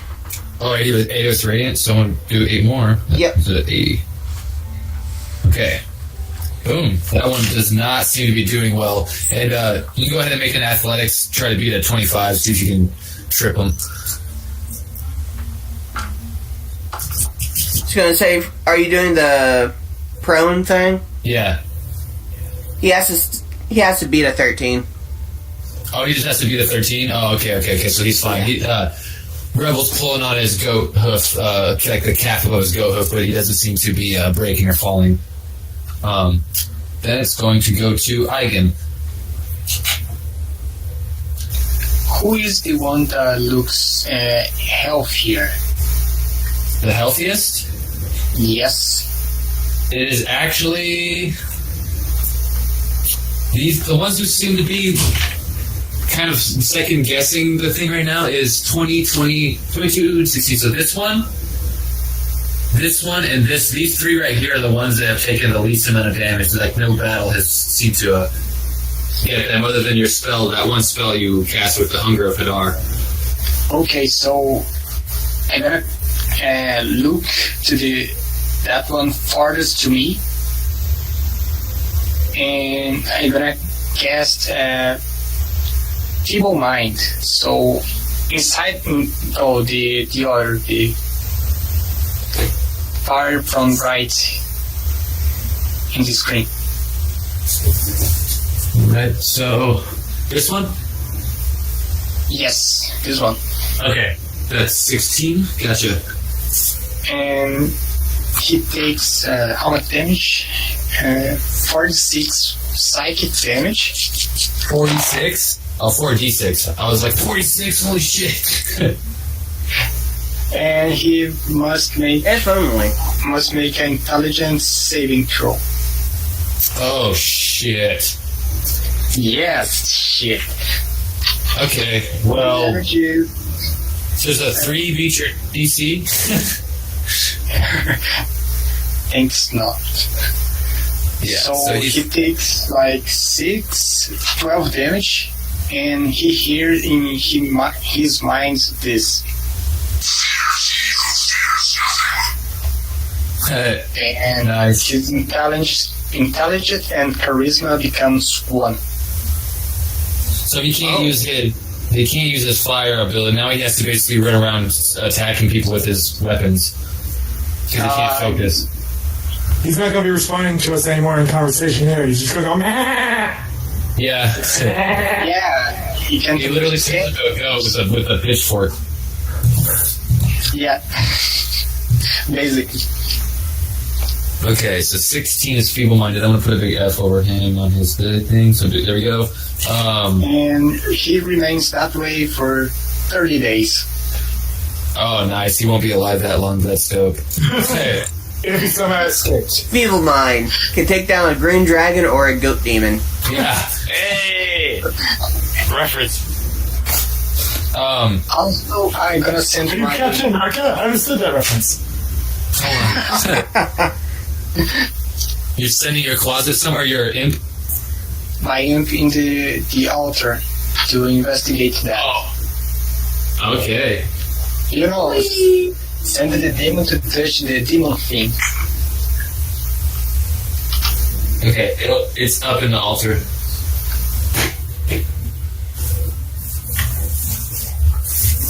Then it's gonna go back up to the top. August.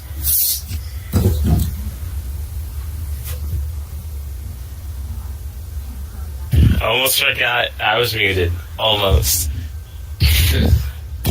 I'm just gonna hit the guy I was working on last time, and I'm gonna use my bonus action to use another fighting spirit so that I have advantage on every hit. Okay. So advantage with Great Weapon Master. Let's go. So glad we had advantage. 26 to hit. Yes. 26 to hit number 26. Yes. 29 points of damage. That doesn't kill him, does it? Nope. Well, he's just going to have to die from multiple strikes then. You haven't done that much damage to this one. What'd you say? Sorry. 25 to hit. Oh, is that Yeah, that is. Definitely makes contact. 31 points damage. Damn. Okay. One kill this kid. And he's still not down? Nope, he's still up, but he's kind of almost like on one knee. Oh, man. I'm really sorry about this dude. One hit again. I'm really not. Yeah, it would have to keep hitting you. If you just died, this wouldn't be so bad. 21 to hit. Yeah, 21 hits. Man, I'm so sorry. 29 again. That's points of damage. Yeah, 6. I think you may have killed him. Yep, you killed him. Yeah, like since he's going on one knee, I'm just gonna put my foot on that knee that he's holding himself up, look at him, and then just right down his head. Nice. Nice. Ah, And is that all 3? Is that all 3 of your attacks? that was all 3. Oh, damn. Okay. So you can almost take one of these out if you roll well in one go. Yep. See, guys, they're not that bad. Yeah. And then if you don't move or anything, or bonus, which I think you did, fighting spirit, demon's turns. So 1, 2, 3. The feeble mind one can't throw fire anymore. So he's going to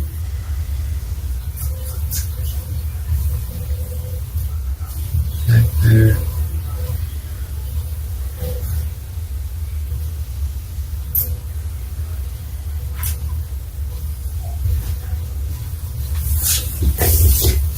Okay, I'll need your Minotaur's stats, Kyle.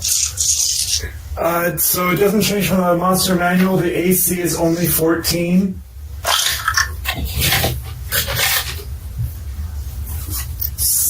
Three hits.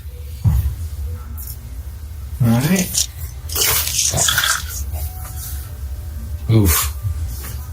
Okay.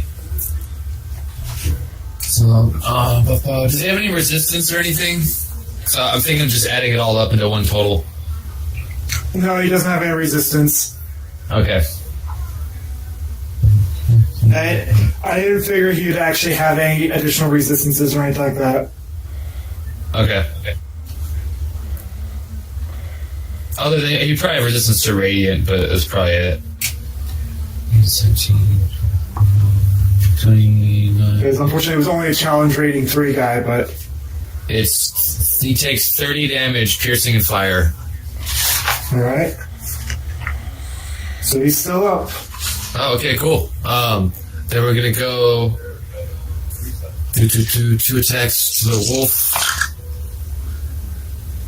What's your wolf AC? 18. 18.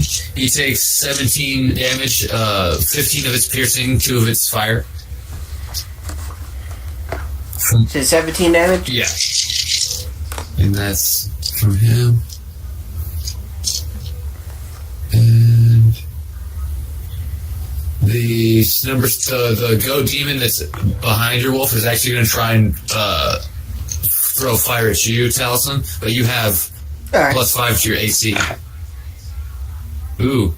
He got a 24? Actually, I don't think that hits. Okay. Your AC +5? My AC is 24. Okay, so I need a dexterity saving throw.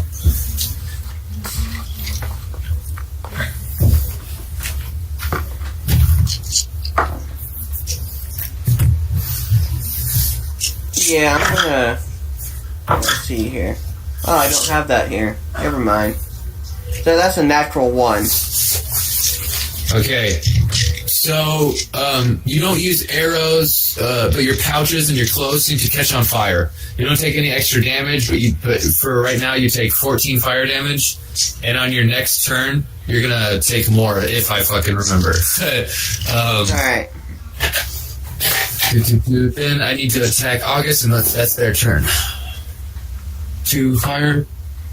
Okay, the fire bolts miss. Now the horns and the pitchfork of 24 next to you. Okay.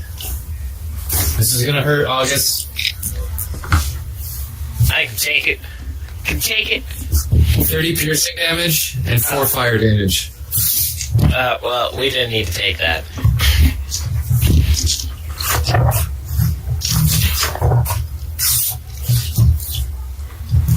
Yeah, August is a little taken aback. Okay. That is their turn, so then it goes to Bjerwin. It's like one of the mass heals. Alright, so who is currently majorly injured? My name is August, and I'm massively injured. I'm pretty sure you're further away from a total of 90 feet from me. Well, you know what? No, it's okay. Just heal everybody else. August will take care of everything by himself, like always. You come back. You come back anyways, at least one time. I was gonna say Rebel's kind of hurt, but not too badly. Alright. What I would like to do is I'm going to be a dumb, dwarfy man, is I'm going to try to count... How high is that cliff? 40. 40? I am going... You can make an athletics or acrobatics to half damage. I'm terrible at both those things. But I'm going to go ahead and try to jump off the cliff and try to land properly. Okay. I got 13. All right. You are not taking 4d6 of damage. Okay. You are taking some, but 6 bludgeoning. 6 bludgeoning? Okay. Yep. But you land pretty good. It's just a little rough on your knees and lower back. And I want to try to be within 30 feet of my Minotaur and Taliesin, if that's possible. So 30 feet within 30 feet of both of them? Yes. That's not me. That's not you.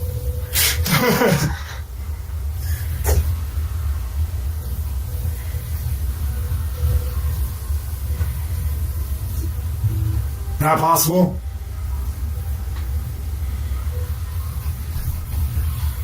Yes, it is. Right there. It's the only Alright. spell. I'm going to go ahead and cast Mass Cure Wounds as a... Let's go ahead and just do it as a 5th level spell this time. If we need a bigger one, then we'll do a bigger one later.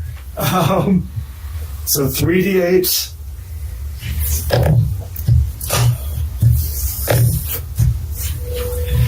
$25 hit points to everybody in that area. All right. So that's going to be the Minotaur, Beerwin, Eigen, Taliesin, and Rebel. All right. With How much? that,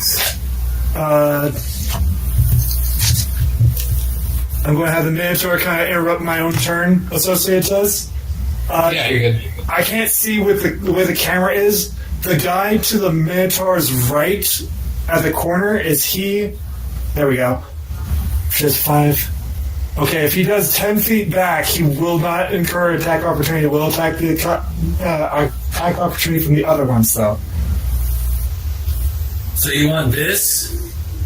Yes. So he'll incur the attack opportunity from the 4 others. But not that one. Not that one. Not in retards.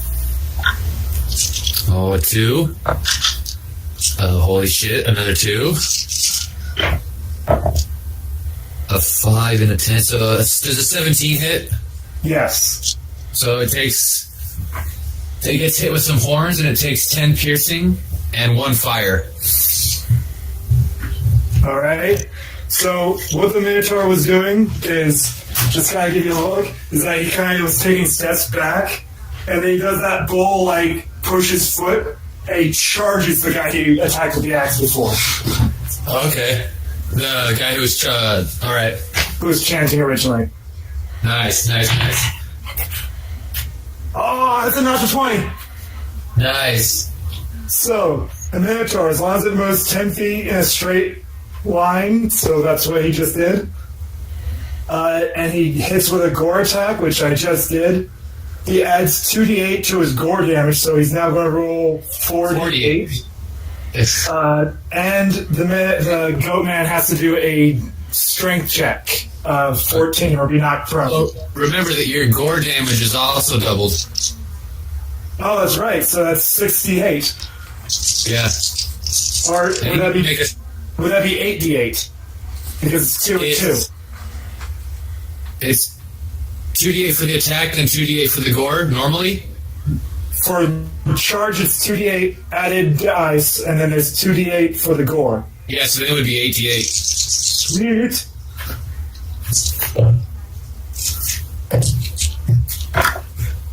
Oh, he rolled a 25 on the athletics.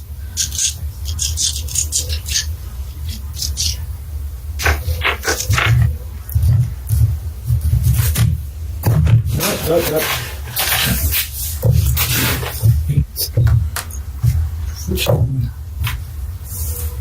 19 and 27.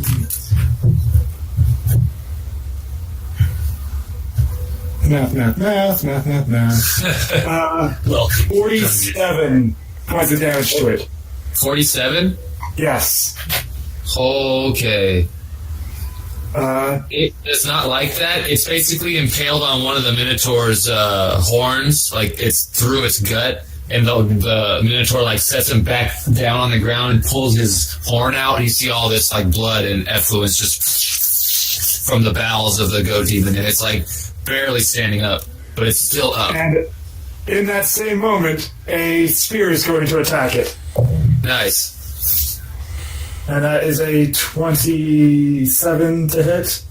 Yeah, that hits. Do For 12 more points of damage. 12? Yeah. Feel it. So, and the Minotaur, he had a line that was going to be said if he got knocked prone, but he didn't, so he does not say the line he was going to say. Alright. That's a badass turn. Then it's going to Talisman's turn. Alright.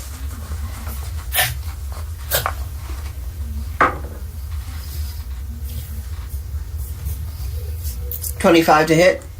25 to hit hits. Alright. You're hitting number 7 in the lava, or are you hitting the one your wolf's attacking? Hitting the one that my wolf's attacking. Okay.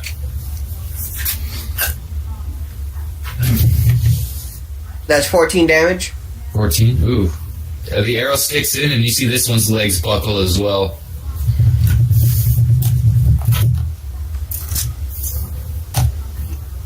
Then I'll switch my attacks over to... Can I hit the one in front of the Minotaur? Yeah, you can. Because you're up, so you can see over everybody, and you can see just past Eigen. Not the one that just got killed? Oh yeah, you did kill it. The one that it hit. Oh, did it get killed? Oh, okay. Yeah, this one did get killed. But there is still these guys surrounding him. I'll shoot the one in the lava right now then. Okay.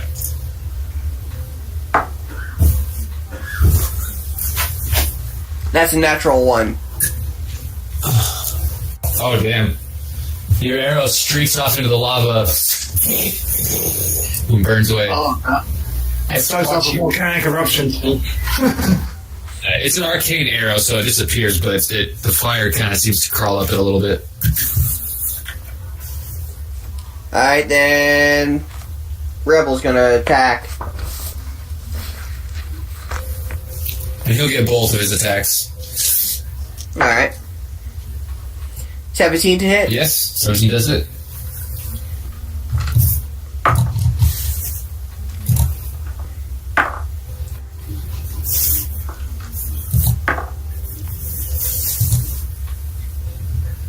That's 18 damage and 1 radiant damage.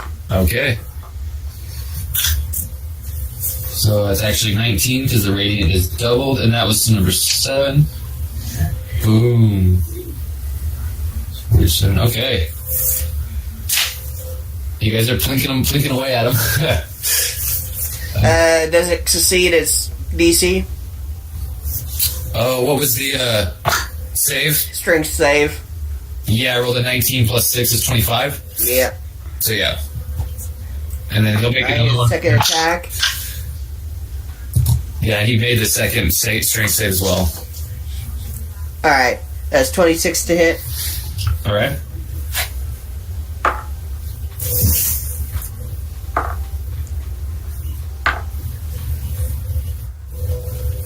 $16 damage and 4 radiant. So 16 damage, 4 of it radiant. So that's actually 20. Boom. 67. Oof. An arcane arrow streaks into that one, and you hit it in the kneecap. And now it's not. It can't be an adventurer anymore. It's going to have to retire. Then it's going to be Eigen's turn if you are done. Yep. Okay.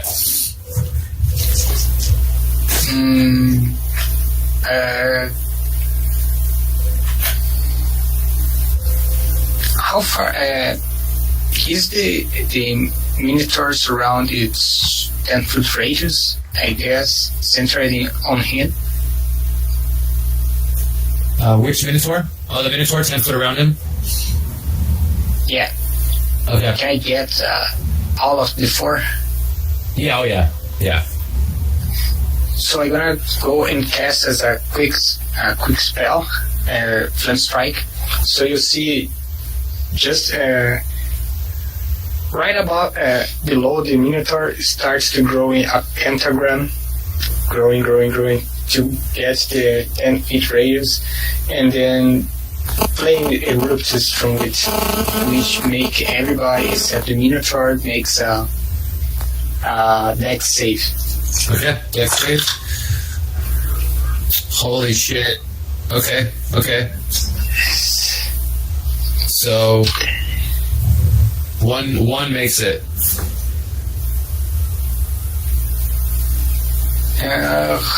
How much damage? 13 and 11 and an 8 don't make it, so. Okay, so it's 46 fire damage, 46 radiant damage, Holy shit. and half as much for the one that made. Okay. Oh shit.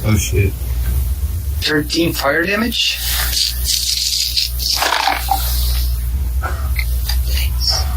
And 15 radiant. Damn. Okay. So that's 30 radiant. 13. And you hit 11, 1, 16. 11, 1, 16, 15. So 11 is going to be the one that saves, so he only takes 7 plus 13. 20.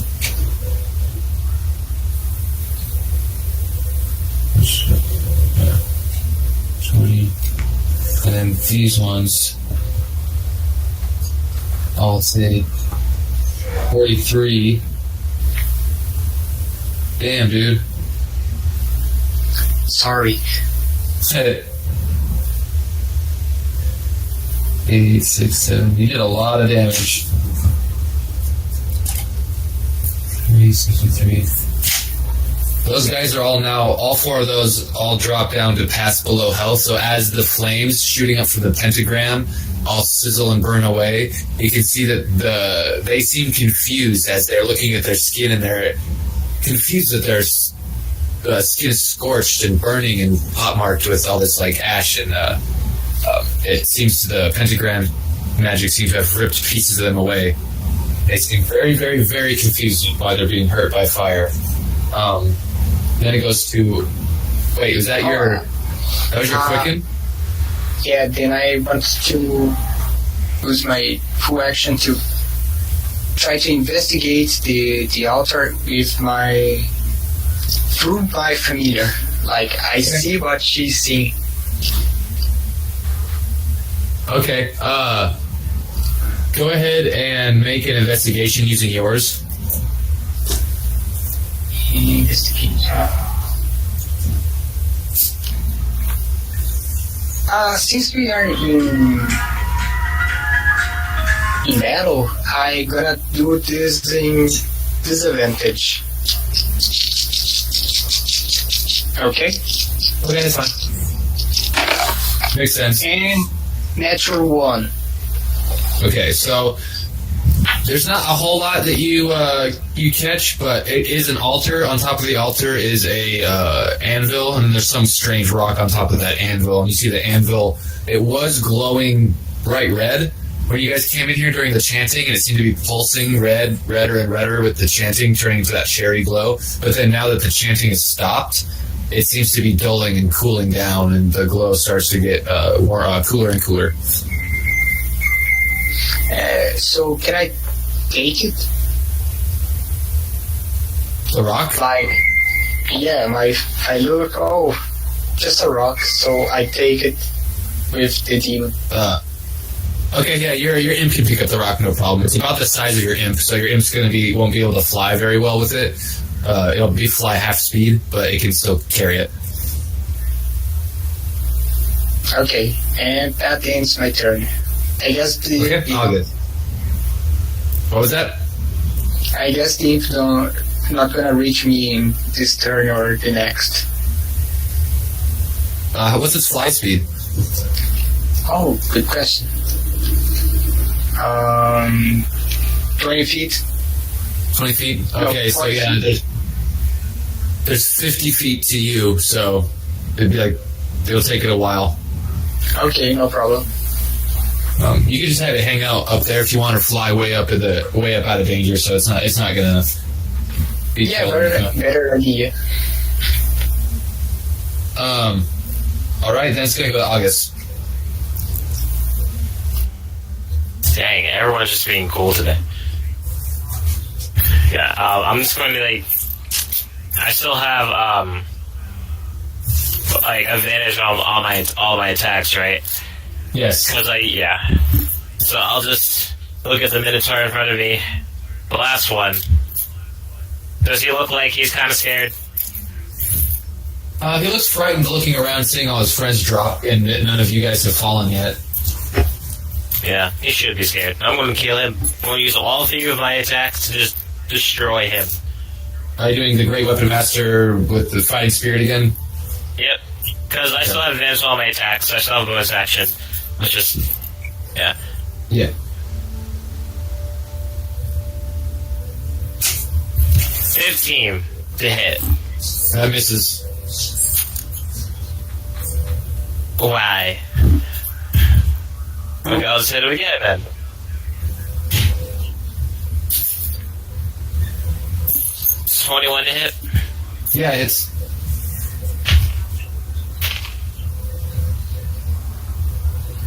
34 points of damage. Oh shit, okay.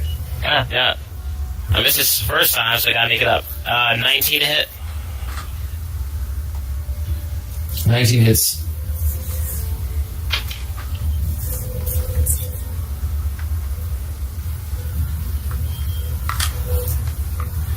$34 points of damage. Damn, okay. Yep. So that's 3.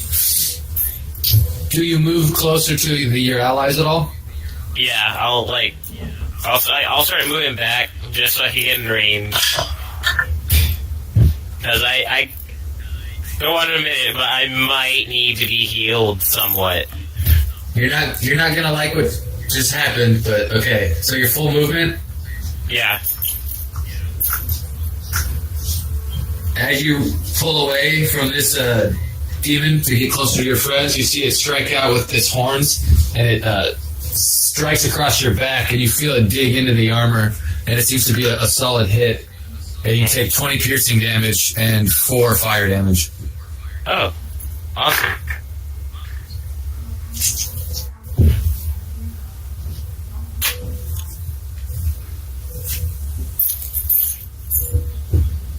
Okay, well, I'm just going to, as I'm walking away, I'm going to try to intimidate it again, just by, turning around and just looking at it after it hits me. Okay. I'm gonna give it advantage.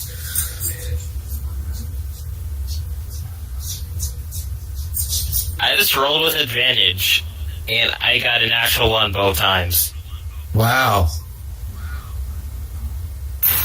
You turn around and you look like you're gonna try and intimidate him, but you kind of almost hunch over in pain, like you're gonna throw up a little bit. You still have your own little back fat on its horn still. You're like, that was me! Okay. Now...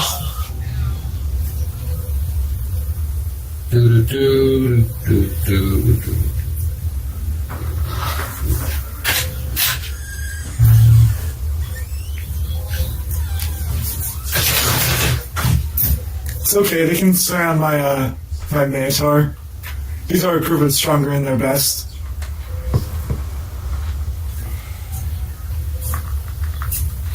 Alright. I mean, I would totally just be standing there taking it all, but on a scale of 168 and 1, I'm not looking so good. Well, he misses you, August. Both his attacks. The flame one misses you, so it's a 14. Rebel. It's a natural 1 to hit Rebel. And a 6 plus 7, so a 13. Is a 13 hit Rebel?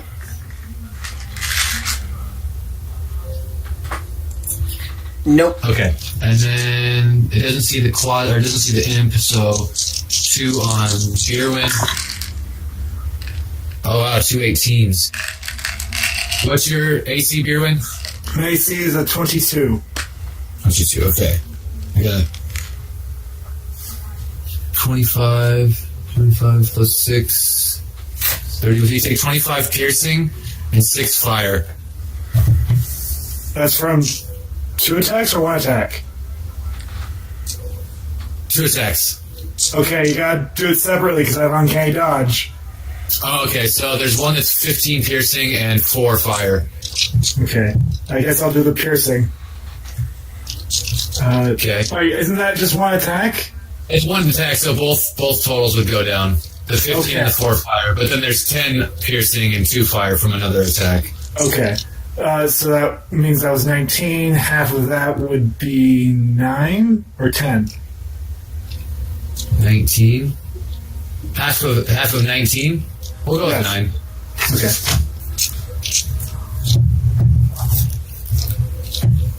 Okay. Alright, so 9 from that, and then 12 from the other. Yeah. Okay. And then now the Yeti is the only thing left. Or the Yeti. It's because it's a Yeti miniature. The Minotaur. A 1, a 5, a 4, and an 18. So 1 hit. The Yeti takes another 12 damage. Or the Minotaur. I'm going to keep calling it a goddamn Yeti.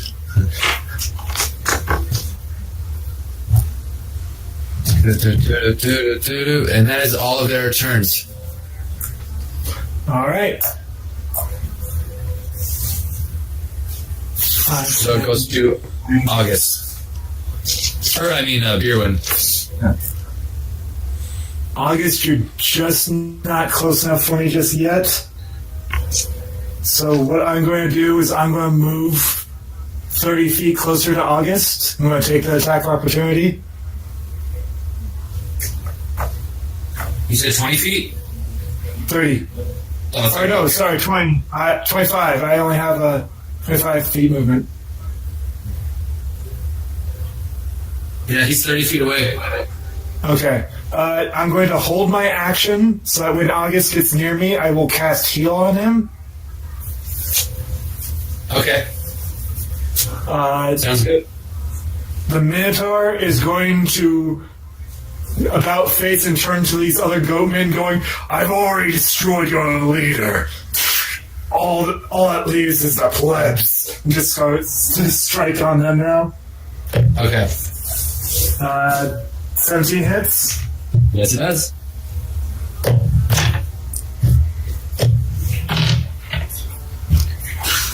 $16 points of damage to one of them. And then my spiritual weapon is going to focus on the same one that hit. Okay, good. You're doing the same thing you did that last one. You got it almost dead. You just need 11 damage. How about 12? Oh, Jesus Christ.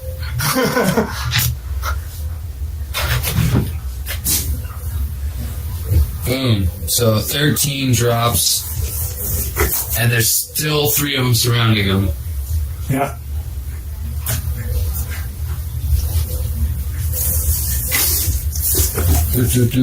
I'm making you guys work for these increased magic items.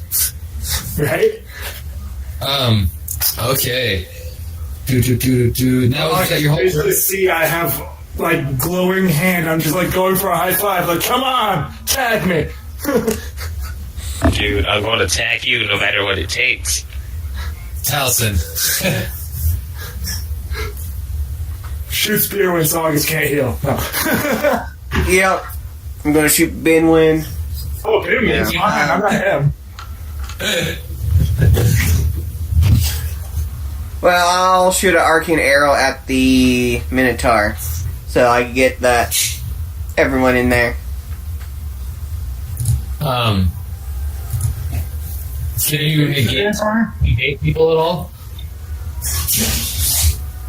Nope. Unless I can move it Hold on, I have Out of there just the thing for this. I have just the thing for this. Where'd it go? There it is. It's a 20-foot radius, right? Yes, it is.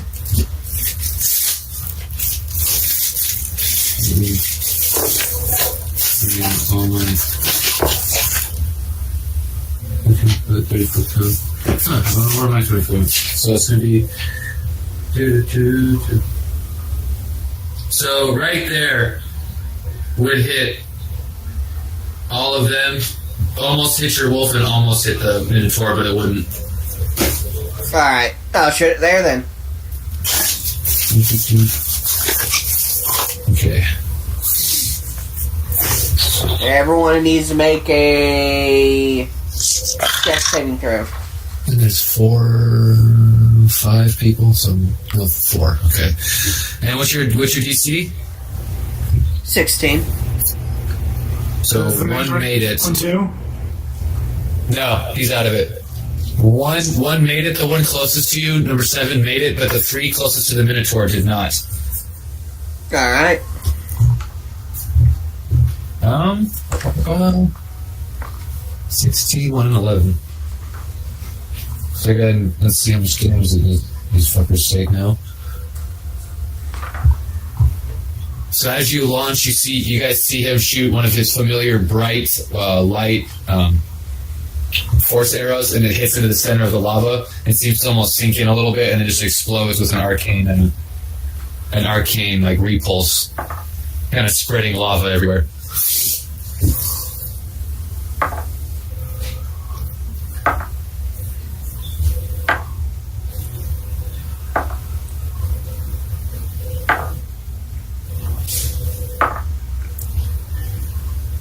That's 23 points of damage. 23? So Yep. 22, 11, 1, and 16.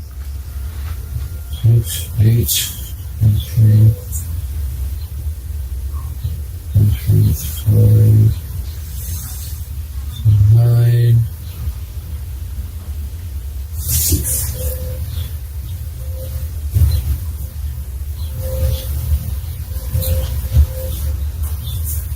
Let's try 3, 7, 2, so that's 8. Holy crap, they're not dead. But they. Oh, nope, you killed one of them. Good. Yes.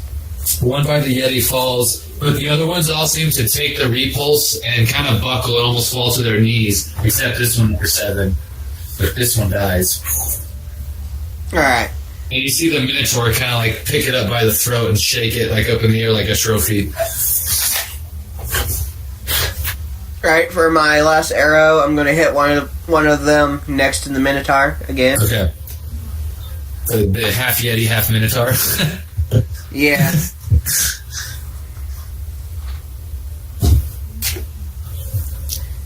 Does a 18 hit? Yes, it does. Alright. 18 hits number 16. Oh, it's going to kill it too, I think.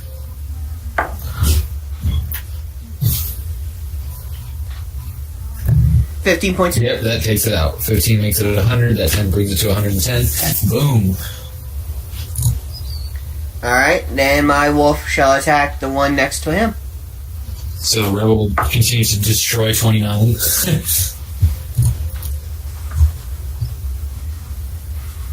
You might, never mind, I won't say anything. That's 11 to hit. 11 to hit, misses with his first attack. Alright.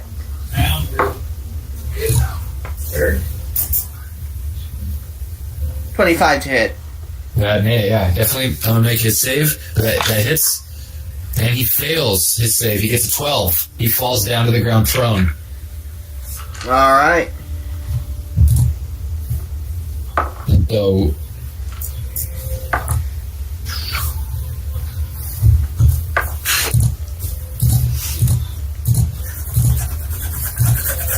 That's 19 points of damage, and that's including 6 points radiant damage. okay, so as Rebel takes the Go Demon down by his calf, he pulls him down, he kind of splashes in lava, and he pulls him out of the lava, and he runs around up to his throat, and as he bites down, you can see these, like, brilliant blue light, kind of where his canines pierce the jugular of the goat, and he rips out the throat. You can see this blue light like shoot out of the goat's throat, and it kind of like burns away the goat, and the goat turns to ashes. Yeah. As a free action, I'm like, good job, boy. Now on to the next.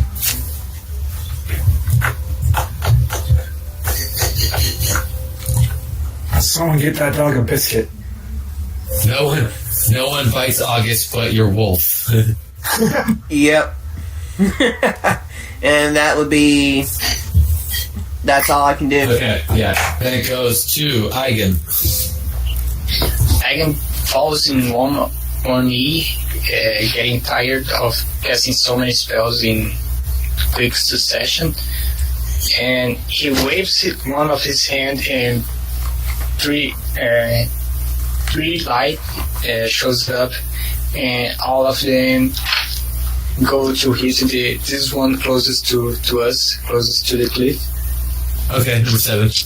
I cast Eldritch Blast. And all 3 on him at 12, 21, Ooh. and 28. 2 hit, the 12 misses. Okay, so it's D10.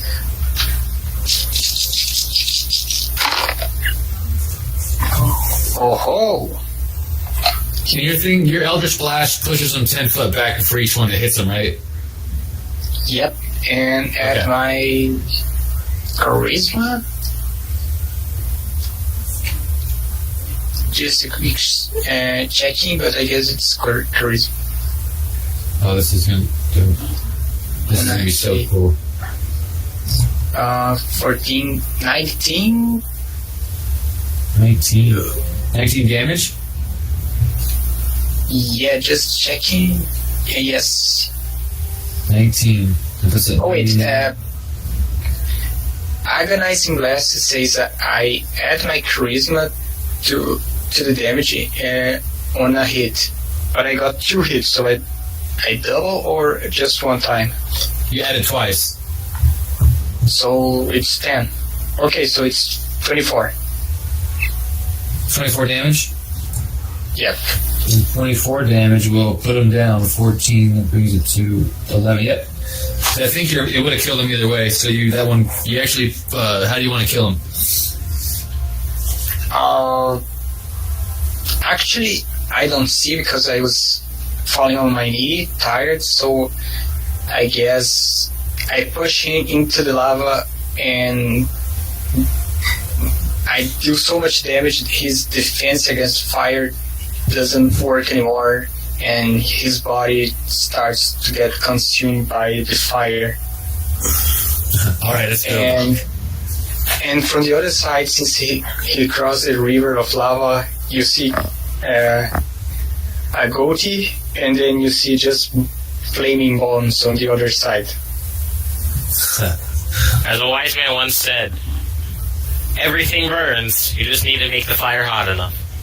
Oh my God. Who said that? Yes, I would like to know that. You know what? Just ask Eigen. I'm sure he knows the person.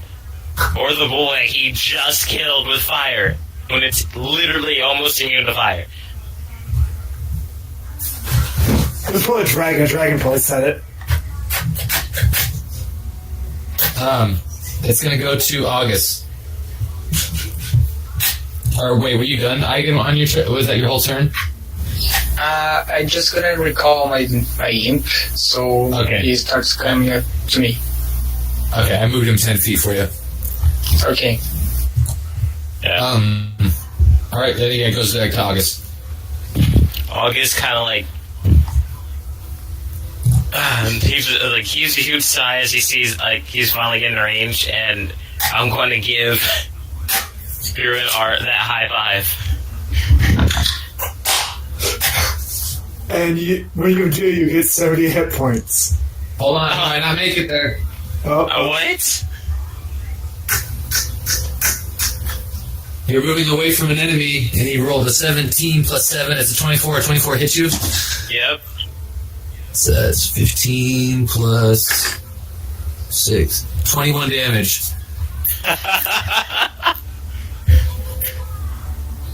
I made it. Nice. Did you have like one hit point? Line 2. Man. So it's that, like, he falls to the ground crawling. Just goes I was going to give you that high five, and August's going to be like, I just wanted the backstory. I just wanted the backstory. But when you make contact with my hand, you get 70 hit points back. Yeah, that guy's going to die. So he's all happy, like, clap. Oh, it's my turn now. Oh no, you just see August uses his last fighting spirit, and I have advantage on everything. Yeah, so you can use your hook to bring him to you. Oh.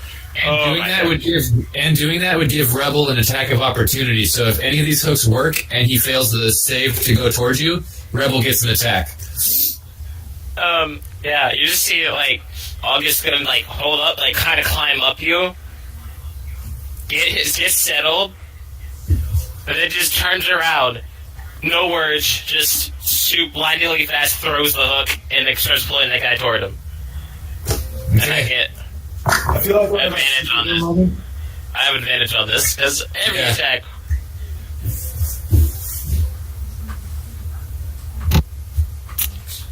Only one to hit. I literally rolled a 9 and a 2. It hits. Let's do damage first. Okay.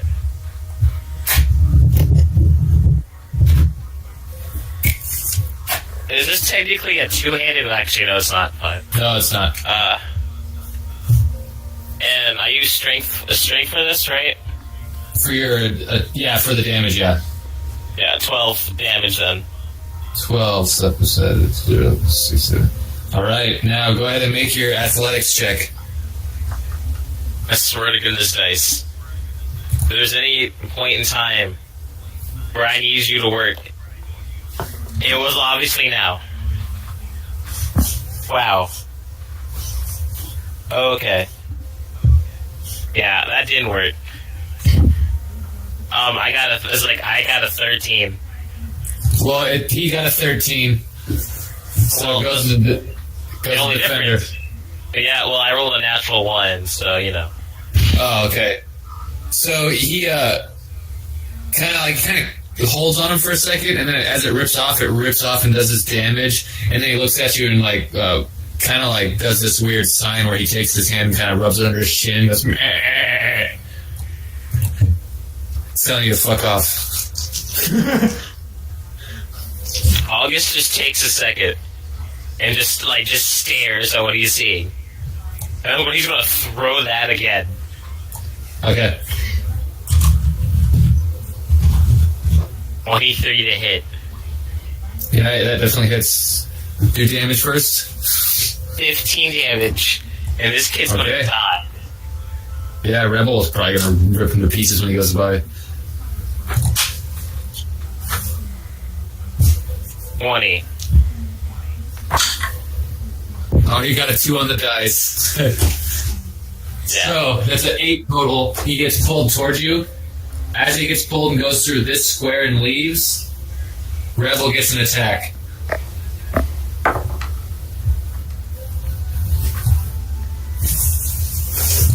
That's 13 to hit. 13 to hit? Yeah, Yep. that's a miss. So, this Rebel snaps as he goes by, but misses, and the full Goat Demon is now in front of you, kind of doing that Mortal Kombat thing where it's like, finish it. I looked at the item description, and it says that if it fails, it's pulled to my adjacent square, and it's prone. Yeah, so it'd be prone. Yeah. And you're probably the only one who sees this, but he grabs the Goat Demon's horns, and he just looks at it and whispers, "I'm going to kill you. I'm going to kill you so hard, you are never going to come back here. You will ever have nightmares of the way I kill you." and I will make sure that you die slowly, just because you told me to fuck off. And I'm going to hit him with the butcher's cleaver. Okay. I don't fuck around with this shit. It was pretty fun to do. Yes. I really don't like the fact that, like, I'm rolling like trash today. I rolled a 13. With advantage and plus 12 to hit. How? Wait, I got you a rolled 13. two natural ones? No, I got a 6. I rolled a 6. So you add 6 12, so that's 18. So you But hit. I minus 5, so it's 13. Oh shit. So you don't hit. Yeah. Alright. You did not kill him so hard. It's his turn. Fireball. Actually, Did you? I'm gonna go- You had advantage on that attack, and you took that, right? Yep, I took advantage too. The first number was a natural 1.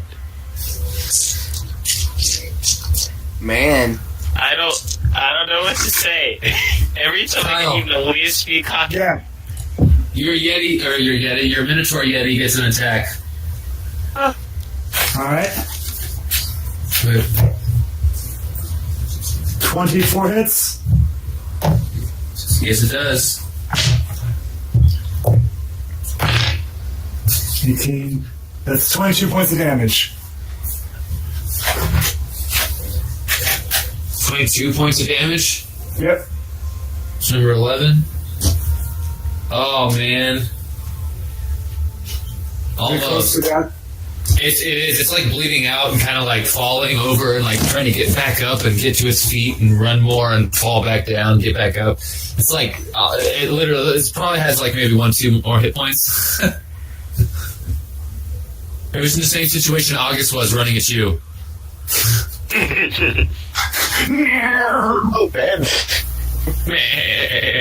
I hate humans. We don't like you either. And then I'm gonna do his 2 attacks. A 3, so the pitchfork misses, but then he goes down and headbutts you. And you're gonna take 12 damage. 2 of it fire, 10 of it piercing from the horns. And then it's gonna go to Beerwin's turn. All right. Beerwin is going to leave that one in front of August alone. That's August's. But Beerwin is going to... What? You said Taliesin? Okay. Okay, whatever. That's up to you. But Beerwin is going to shoot a holy bolt at the one that only has a couple of hit points left. Okay. 26 hits. Yes, it does. And has only 2 hit points. And it's dead. Yep, because I have 3d6 being done to it. Boom. I have the celestial spear move it 60 feet towards, I think there's one.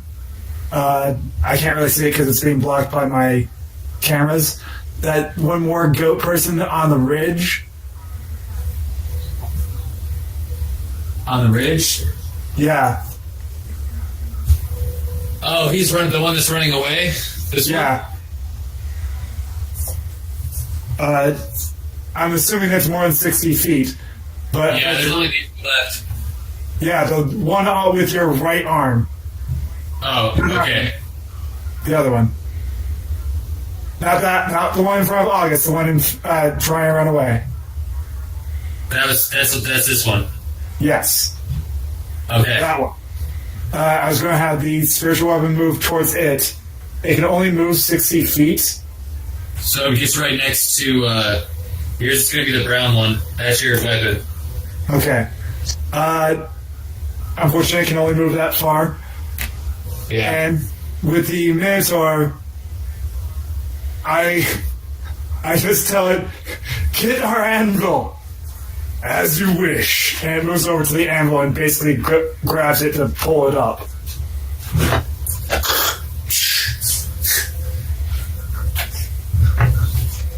And I'll throw it at him. No, I'm joking. Yeah. And that is my turn. Okay. So then it goes to 2,000. Alright, first let's do Rebel. Okay. Rebel's gonna run up to the one next to, August. Okay. And he's gonna attack him. 25 to hit? Yeah, I'll make a save. He fails the save. He is, because 17 plus... Oh, no, he makes it 13, right? Yeah. 7 plus 6 is 13. Okay. So he does not fall. And that's number 24. That's 12 points of damage, and 5 of it is radiant. Ooh, so it's 17. 17 is going to kill it. He pulls that one down, and how would you like him to kill this one? Just rip its throat out. Oh, it's a classic. Oh, yeah. Alright. Classic Rebel. And then, basically the only two ones that you can see, you already called it. One you can see is kind of, this one is getting away, it's running from the way you guys came. And another one, you saw another one head out that way too that you can no longer see. Alright, Rebel's gonna use his bonus action to catch up to it. In front? Yep.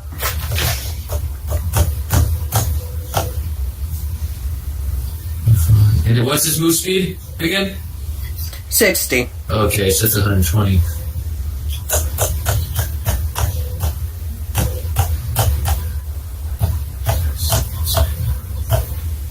Okay, you can hear him you can hear the goat and him tearing away at it. Let me just throw his last attack on it.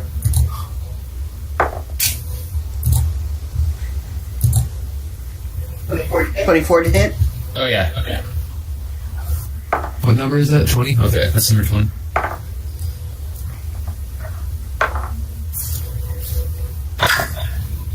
Yeah, you need to save. He gets to roll. That's 19 points of damage, and 7 of it is radiant.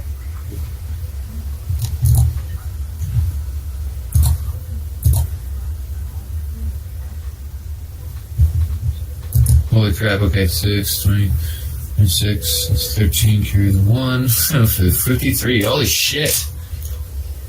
Okay. And for me now, Yep. I would like to throw my Shadow Dagger, the maximum length, Okay. and teleport to it. And I think for daggers it's 20 without disadvantage and 60 with disadvantage, but since you're not being accurate, you gotta go 60 feet, so... Alright. 60, boom. I do it again. For another attack. And is it a bonus action to do it? Let me check.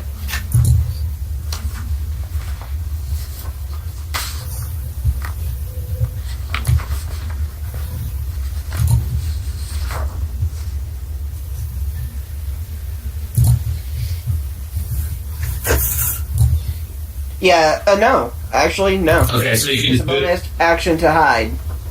So...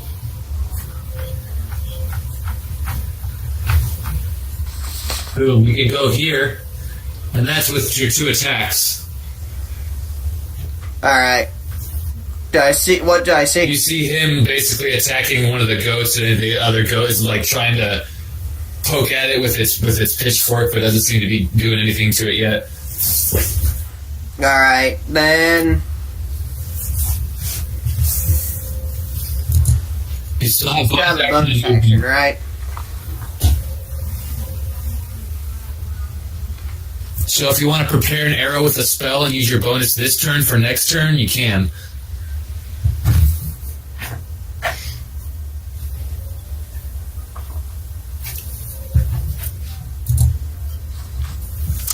Let me just see what I got here.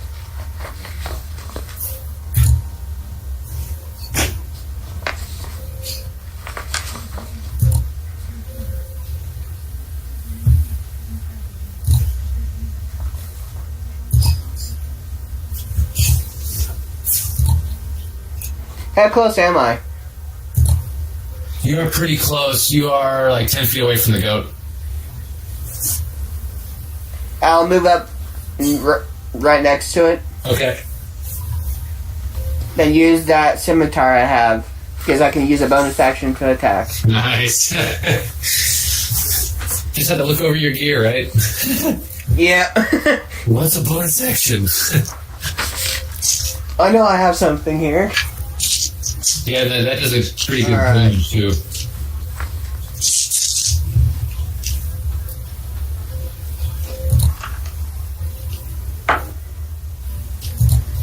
$26 to hit. Yes, it hits.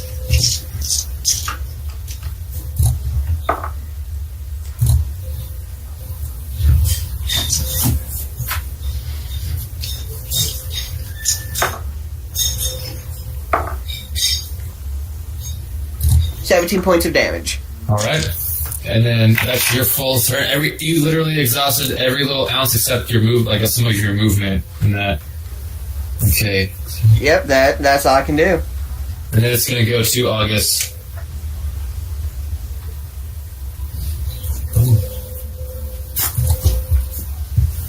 Well, so like, who's the closest to me? 22. 22. Oh. Yeah. Okay, can I run closer to 22 then? Yep. I just saw he's within 60 feet of me. Almost. Oh, I can almost hit him. Yeah, if you drop the the butcher cleaver and the hook, you can pull out Soul from your back and hit him. He's 10 feet away. Couldn't you use the chain to grab him and pull him down? You can do that too. I'm gonna do that. I'll just I'll throw it and I'll be like, you can't escape from this, bro. Advantage, right? Yeah. Do you want to? So since you're using the hook, are you going to run at him, or are you just going to hook him from a distance? Because I can move you back. Move me back then, please. Okay, yeah. Just within 60 feet. So that would have been like right here. Okay, no, we gotta get out the good dice. We gotta get out the one I know won't let me down. Nice. Let's hope no natural ones. I've been rolling natural ones all night. Just all night. It's low-key disturbing. Okay, I got the good one. This time is real. This time this guy's gonna die, and everything's gonna be okay. Yeah. Nice. It wasn't too bad. 21 to hit.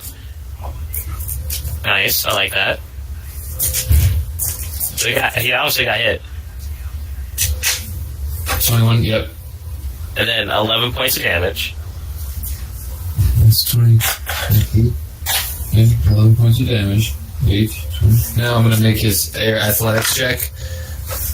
Yeah, 22. 20. Yeah. So it doesn't pull him, but it does the damage still. And you kind of turn him around to face you as the hook pulls him away from running. And you're like, no, bitch, I got my sights on you. You're mine. I'm gonna do it again. I'm gonna throw it back again. I'm getting kind of mad at this thing. Well, these are strong, pretty muscular demons. They're large. They're tall, large, not size large. 26 to hit, so that hits. Okay, 26 to hit. Yep. 17 points of damage, and this kid is coming back to me, whether he likes it or not.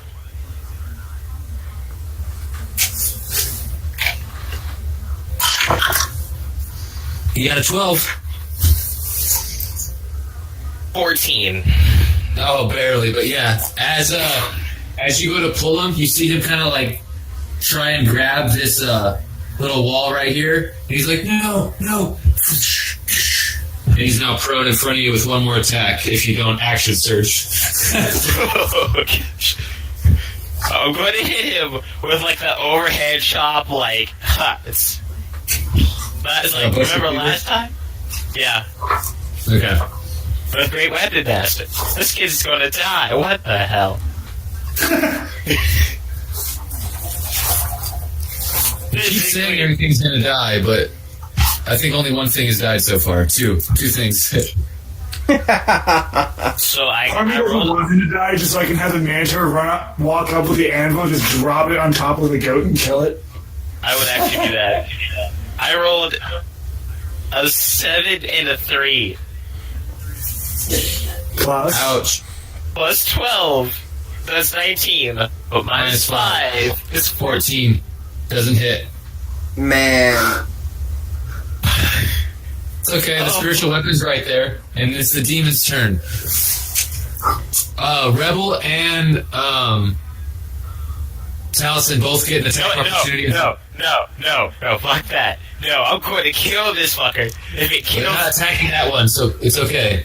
You guys get an attack on 20 that runs further away from you. Both of you, Taliesin and Rebel does. And then 22 is running away from you, so you get another attack. Alright.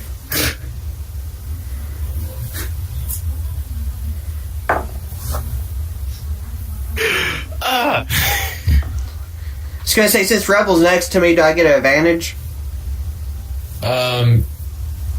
Rebel would get advantage because of pack tactics. You wouldn't, I don't think. Alright.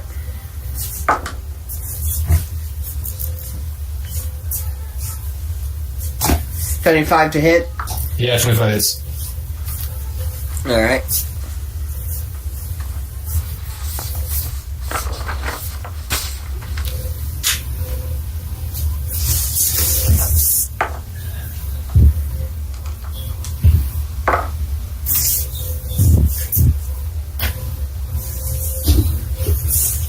That's 9 points of damage and 3 radiant. Well, And for me,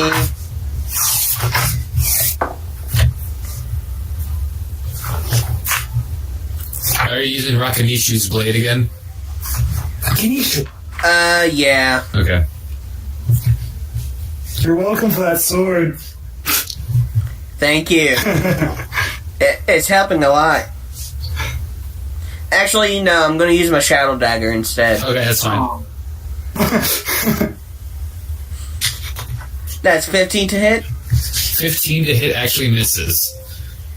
Okay. So he's running away, and 22 ran away. So August, you get an attack as well for reaction.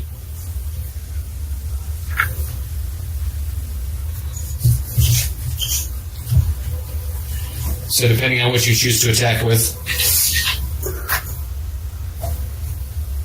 Dill, you're muted. 31 to hit. But, 21? 31. Oh, Jesus Christ, that definitely hits. Yeah. If I use the butcher's hook, does he come back again? Yeah. I'm gonna use the butcher's hook. He's not. Today is not the day. You got a 18 athletics check. I rolled a 2. What's your damage? My damage is 13. Okay. Hey, all right. What? Now it goes to Beerwin. Alright. So Minotaur is going to take a running jump to jump towards that goat thing with the anvil. And he's going to hit it with the anvil. I understand this is an improvised weapon, so he's not going to get proficiency. Okay. So, as you said for me to get the anvil, as he tilts this down and goes to grab it and hit him, you see the rock fall off the anvil in this center area somewhere. And you said you want him to jump and try and smash? Yeah, effectively. Okay. Let's see. Make an athletics check with him. That's a 17. Oh, nice. Okay, I'll say he makes it across. From getting close to the lava, we're going to say he takes 4 fire damage. Alright. And make an attack with him. And like I said, without proficiency, correct? Because he's a Minotaur and charging is his thing, we'll say no, you still get it. Okay. 17 plus 6, that is a 23. That hits. Alright, and what do you want to do for damage on the anvil? since this is an anvil and it technically is a magic weapon because it's a magic anvil that imbues magic into weapons, go ahead and roll its strength goes into damage. Give me 3d6. 3d6 plus its strength plus 5. 15, 18, 22 points of damage. All right, 22 points of damage to 22. It's almost as if it was calling for it. Yeah, that keeps happening. All right, it's not dead, but he seems to smash it into the ground, and I'm going to make a... What's this? Go ahead and make an athletics, a separate athletics check with the Mind Minotaur. All right. Oof. Okay. Rolled a 17 again, which is a 21. It got a natural 20, so when he hits him with the anvil, it like turns around and gets smashed into the ground for a second, but then like pushes it aside and gets back up on its feet. Keep fighting. It's honorable.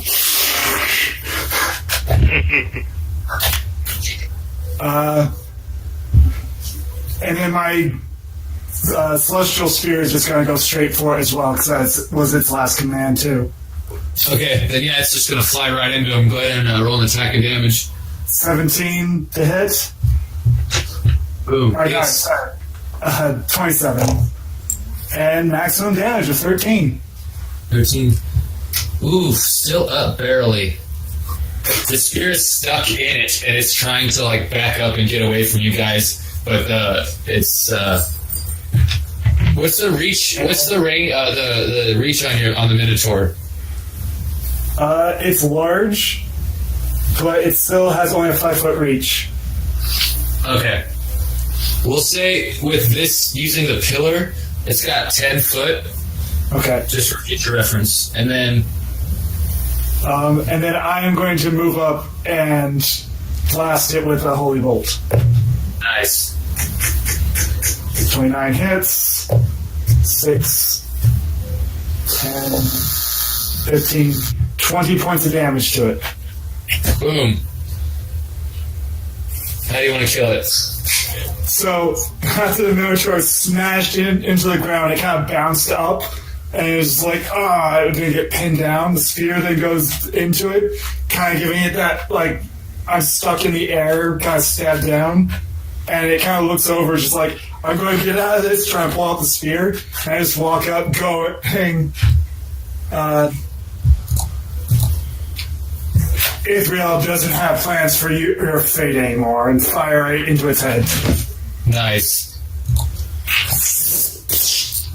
Head explodes in a radiant burst of light, and it kind of slops to the ground and turns to ash, just like the other ones. But And then as a free action, I look at August and go, sorry, was that one yours? All of you, hey, one day, we'll walk in that bar, I'm just going to say hi to you guys, and then all of you are just going to get fists to the face. Yeah, I got Minotaur buddy now. You really want to deal with that? Maybe that's foreshadowing for the way that this game might actually end. Yeah, it's like me, look at the Minotaur. Yeah, you're getting one too. Where did you?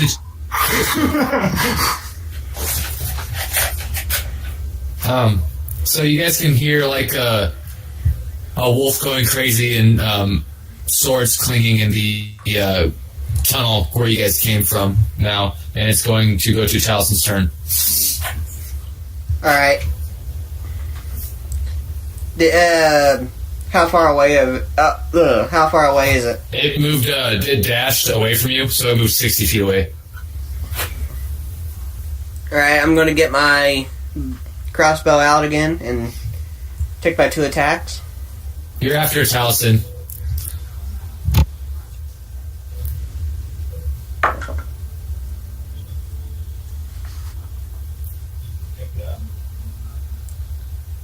That'd be 27 to hit. Yep. It seemed like a lot because there was a lot of reactions and attacks of opportunity.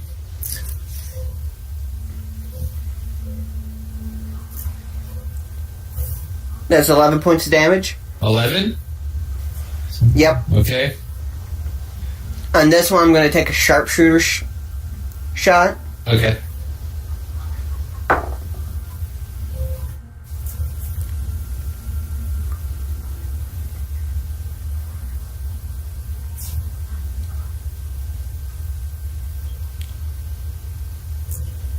$15 to hit. 15 actually misses. That's probably... Yeah, 15 misses.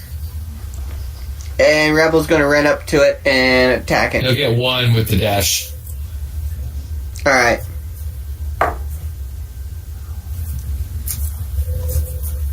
$21 to hit. 21 hits. At least 17.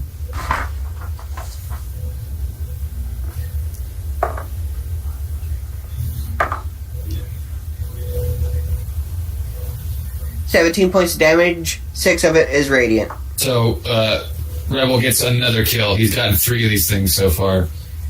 Another throat for you. Yep. Alright, so that's the last of those, and there's no more initiative order. Out of initiative.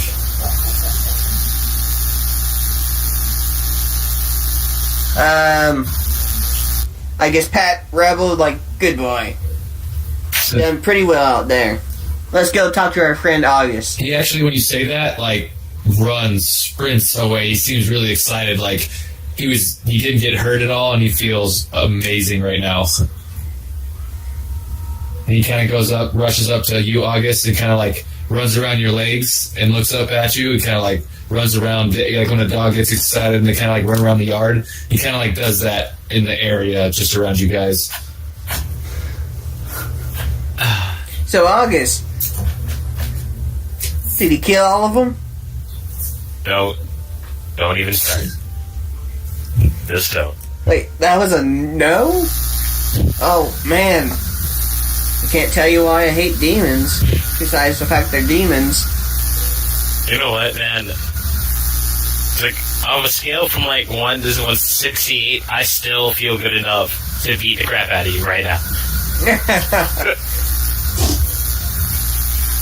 So, I'm feeling that this anvil is what the blacksmith was looking for. Yeah.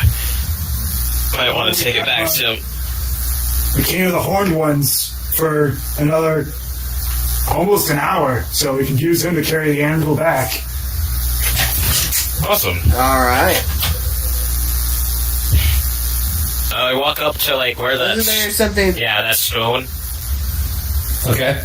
And I make the verse to me.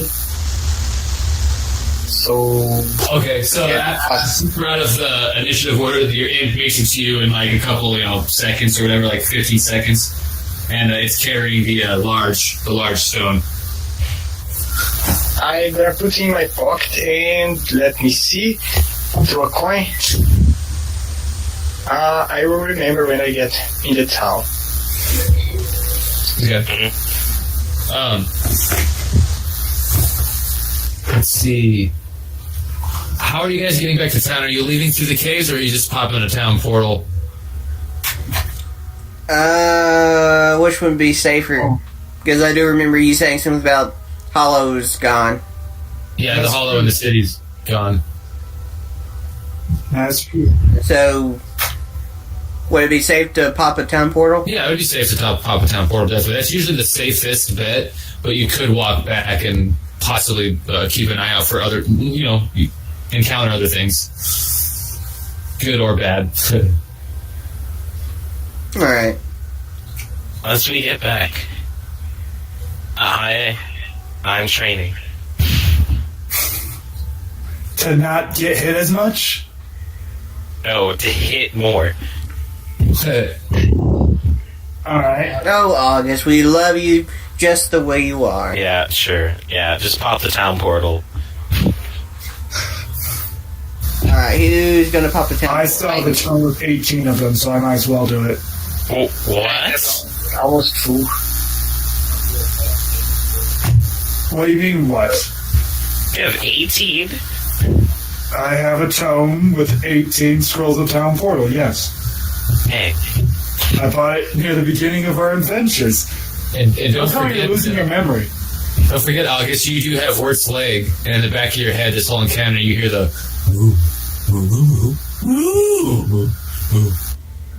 My memory is perfectly fine. You seem distracted. Let's just say that I'm trying to, like, not moo you in the face, I mean punch you in the face. So, Oh, you know, he had fun last night, you know? He should be distracted. this is true. Maybe you're just weak in the legs. You haven't really done that kind of action before. But, hey, I'm not... wait, like, it takes, like, August a whole second just to realize what you said. I start working on making the town portal. Alright, so it takes you your minute or whatever, I think. Actually, it might just be an action. I can't remember what the town portal is. I believe you made it a minute. That way it takes some time to actually do. Okay, so you guys go through the town portal. It pops up at the same little spot out of town with that little dusty trail in front, and you start walking into town. And you said you had the Minotaur carrying the anvil? Yep. Okay, so...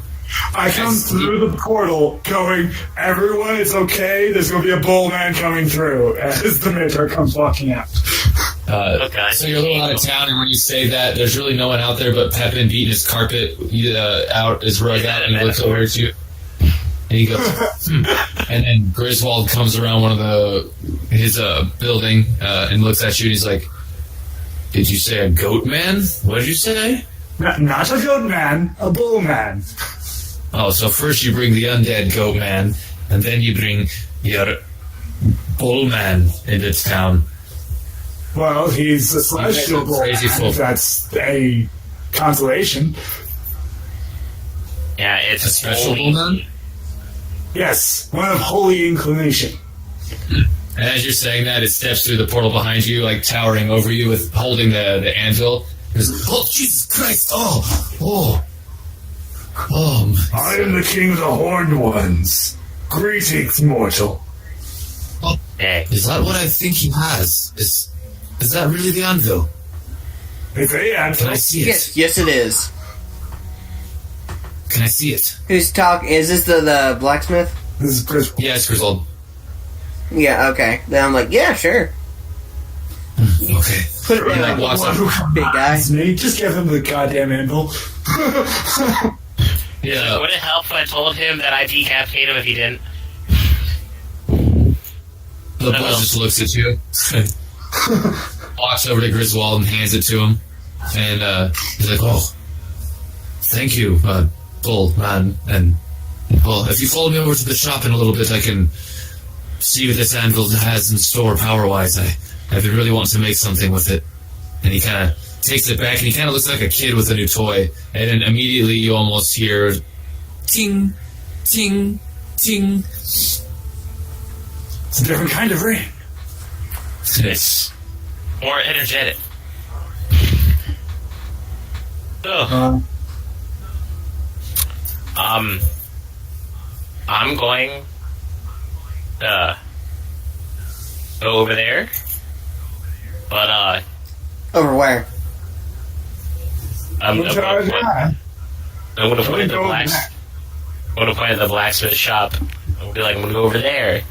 But before that, you'll heal me, No. and like I was like, August is gonna like take his mask off, and he's gonna be like, I'm kind of bleeding out right now. As you say that, You're fine. Pepin looks over at you and he's like, "Well, for a fee, I can heal you, like always." You know what? It's like, sure. I'll just go with that. For 100 gold, he heals you basically your full pool of hit points again. Awesome. Alright, I'll walk over to the blacksmith. Okay. When you go over to the blacksmith, you see him setting up the forge, and he's like banging it into place, trying to lock it into place so no one can take it, basically. And he looks over and sees you, and he's like, "Well, I'm not sure if I'll know how to use this exactly, but when I figure it out, you guys can bring by a weapon or an armor or jewelry or some sort of anything that I can forge with metal, and I can try and give it magical properties or increase the properties that it already has." Oh. Alright. Oh. Also, don't forget our deal. And just because the DM forgot, what was the deal again? He was going to make rebel armor. Oh, all right. Okay, so he would have already done that. That would have been done. That's right. So he's like, oh, okay. Of course. Hold on, stay here. And you already gave him the money or whatever you were using as payment, right? Yeah. Okay, so he goes in and he comes out with this, like, it looks like chainmail, but then along the spine and the shoulder parts, it's got like these steel plates that almost resemble what we could get on like a pauldron on a dog and or a wolf. All right. And it is going to add. He's going to make it. It's going to work like armor, but it's going to be 12 plus dex.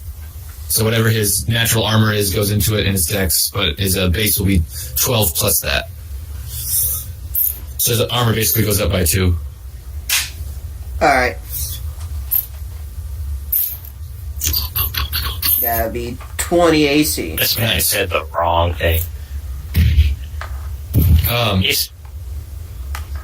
When Ogden comes out and he sees you and he's like, oh, well, August, I think they're about to leave if you want to say your goodbyes before you get headed into the temple again.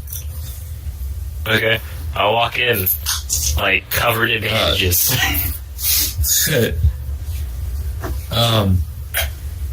You see Jillian and Wirt basically having like their last meal here. Outside of the tavern, you would have known there was like a cart filled up with a bunch of bags and pouches and stuff. The chest that you guys brought in with all the gold, that chest seems to be in the back of the cart.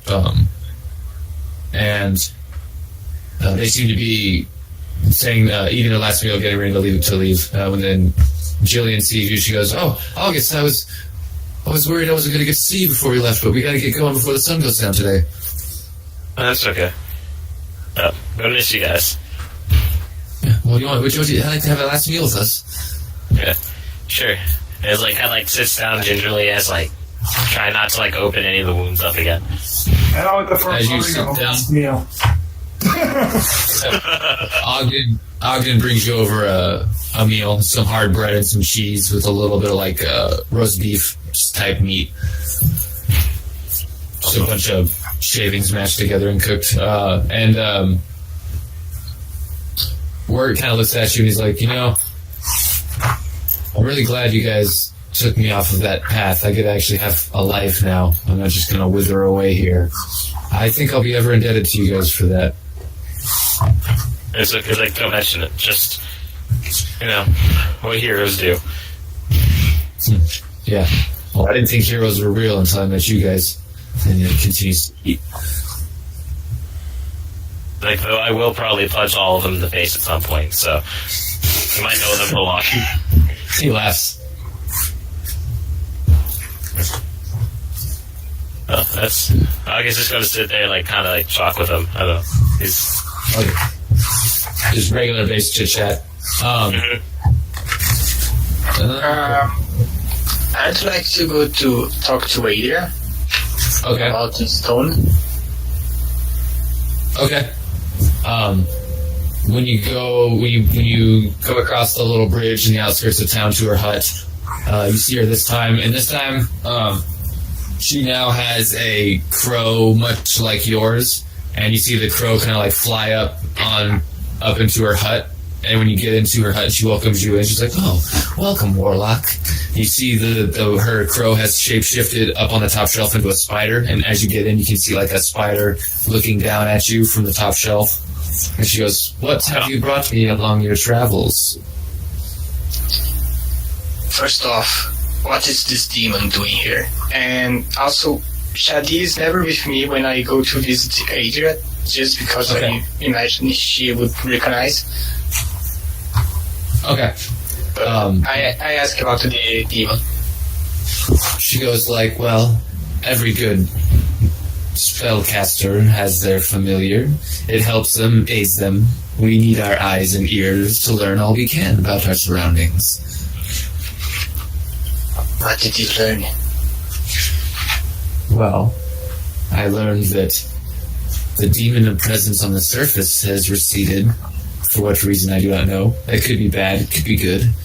Maybe your presence here has freed us from from Diablo's aura, but I doubt it. I reach for my pocket and show her the stone. Do you recognize? Let me see that. Do you hand it to her? No, I just show, but just show, don't take.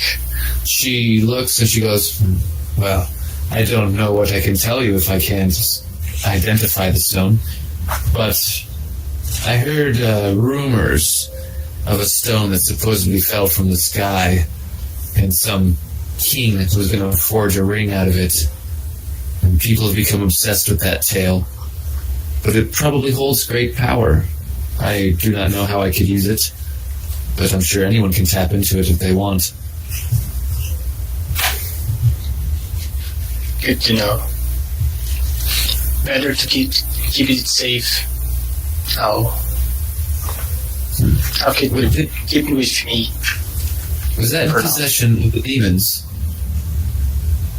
Yes, I got in the caverns. There was this magical or something like that anvil, and someone was chanting.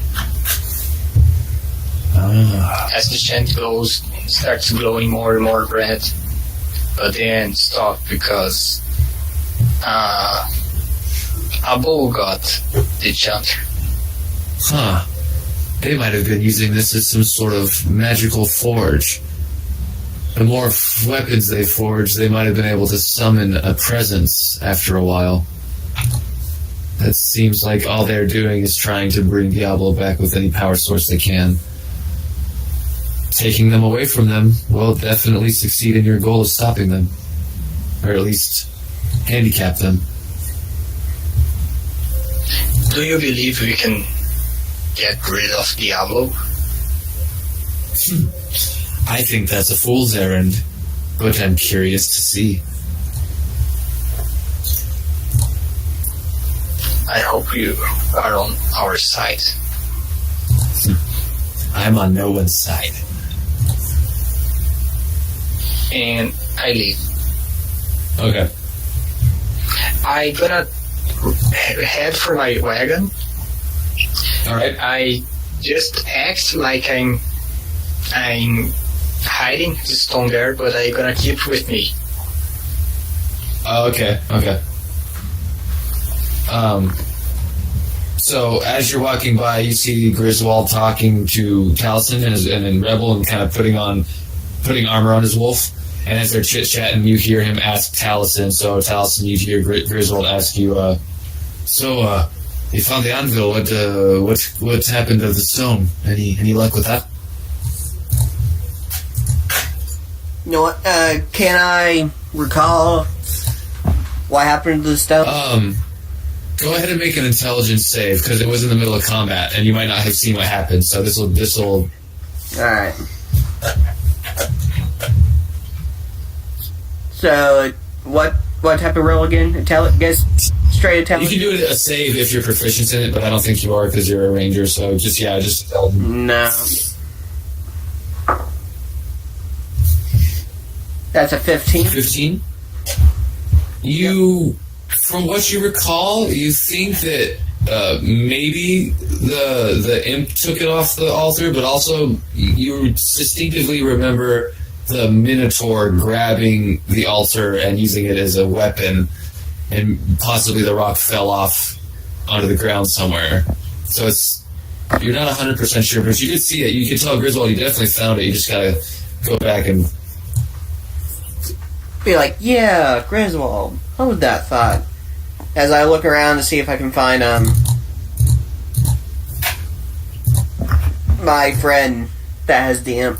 So you would see Eigen walking from his cart, sort of around, kind of close to like where the well is. You'd see him walking. I walk up and start a conversation. Okay. Oh, hey, back when we were fighting, did you by chance have your imp take a stone? I look to the side to see if I see any other crow or spider or rat. Go ahead and make me a perception check.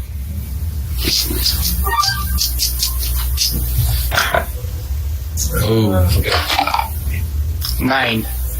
Yeah, you actually beat. You do. You see an odd little spider on top of Kane's hut, and crawling around trying to hide in the thatching, but it's not doing a very good job. You can see the thatch move when it moves, and you can see the legs every now and then. You know, it distinctly looks like the spider that was in Adria's hut. I think it's better we don't talk about that right now. I only asked because I was, requested to pick it up for someone. There is shit going on, and maybe it's not safe to say that, but there was something I got, and I don't know what this do, but it's not good. I can probably tell you what you got. If you want, we can move more towards the forge and talk about it. And Since you're being kind of paranoid. I go, the stone is still in my pocket and not showing. I don't know if you're gonna try to investigate me or anyway. If he was patting you down, it'd be investigation, but if he's just trying to look to see if you have it on you, it'd be perception, and it would be your sleight of hand. It would be his perception versus your sleight of hand to hide it. Alright.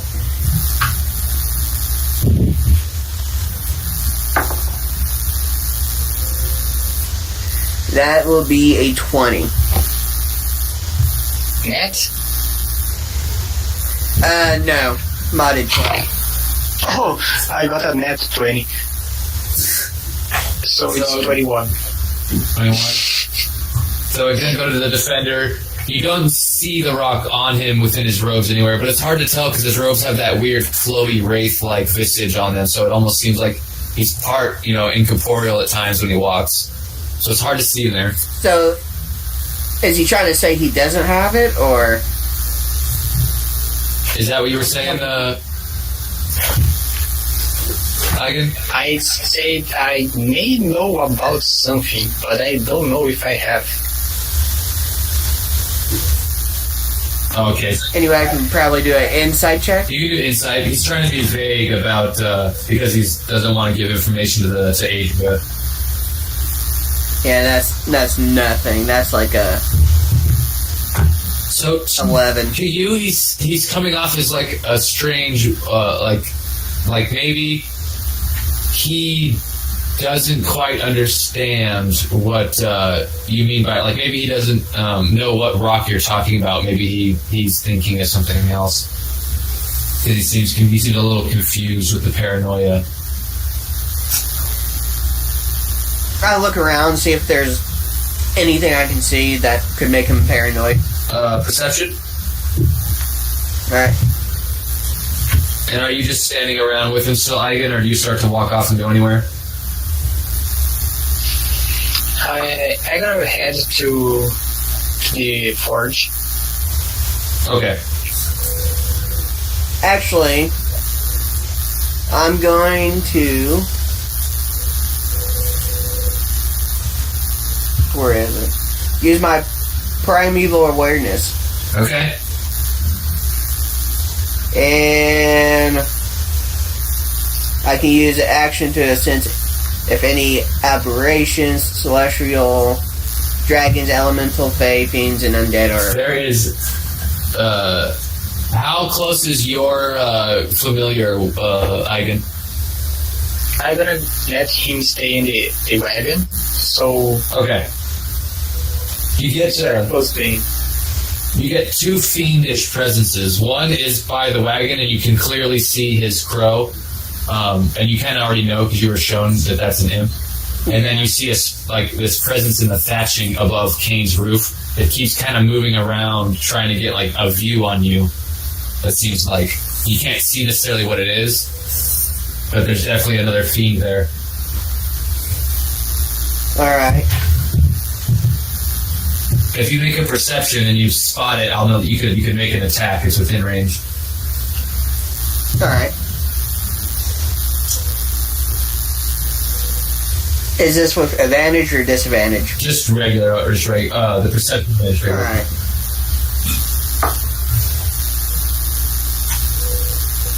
Yeah, that'd be a 10. Okay, so you don't manage to actually get a beat on it. It seems to be hidden within the thatch. You do know it's there, and you can sense it. You just can't manage to get a beat on it to shoot.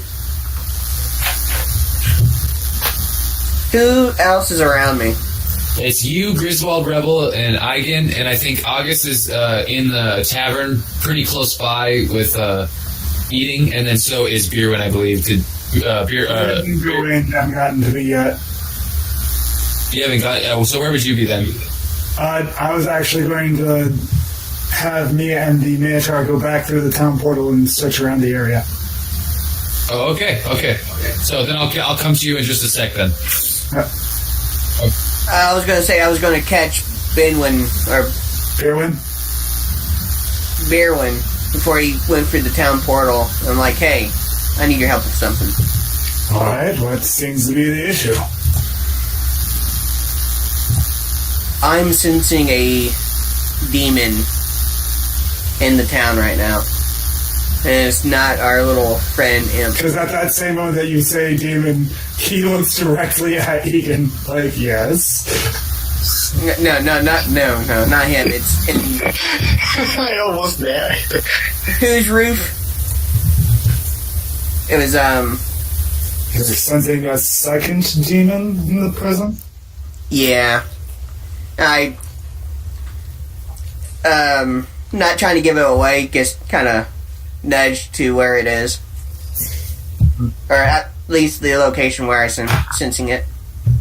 It's actually kind of right next to you guys. So the way the town is laid out, you've got the Rising Tavern, and the Tavern of the Rising Sun, and directly across from that is the well, and then an open field, and then above that is Pepin's house. Below that is Griswold's anvil, or Griswold's forge, and then a little bit where like the town portals pop up is where Kane's hut is. So you guys are actually like right in front of Kane's hut now. So when you look, you point, or when you nudge over to the demon, it's literally in the thatching of Kane's hut. Right. I had done a 20 on perception. 20? Yeah. So you got a 17. So you do see it. It's in the bottom corner, looking like it's hiding, trying to get eyes on it. You can actually see like its 8 little gleamy eyes catching light. I'm going to cast Hold Person on it. Okay. Hold Person works on demons and stuff. Yep. Right? Okay. Yeah. There's no such thing as a Hold Monster or anything like that anymore that I saw. Oh, okay. But What's this? DC 19 was, I think, Charisma save. It rolled a 6, and it doesn't have a charisma bonus, so I don't think. Even if it does, it doesn't make it. Right. And basically, like, when I did that, like, there are words that stated and all that, like, but I seem to, like, just do it quick, and my eyes kind of flash just white as all of a sudden there's just this white glow that, like, grapples the spider and keeps it held. Okay. And I walk over there, and I go, "Mind give me a boost so I can get to this thing." Yeah, sure. And with his boost, I grab the spider and bring it down from the thatch itself. Okay. You now have a base frozen spider. And it's they're held for like an hour or something, right? Or 10 minutes or something, or let me go ahead. I think that there's a save every turn for it.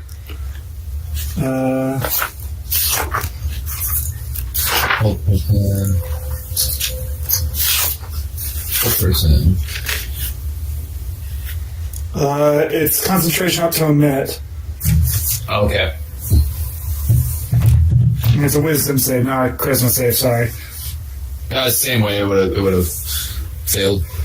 Okay, but you got it in your hand now, no problem, and it failed its second save. Oh god, it's gonna be. I think it's gonna the full minute. It's gonna be. You have a full minute.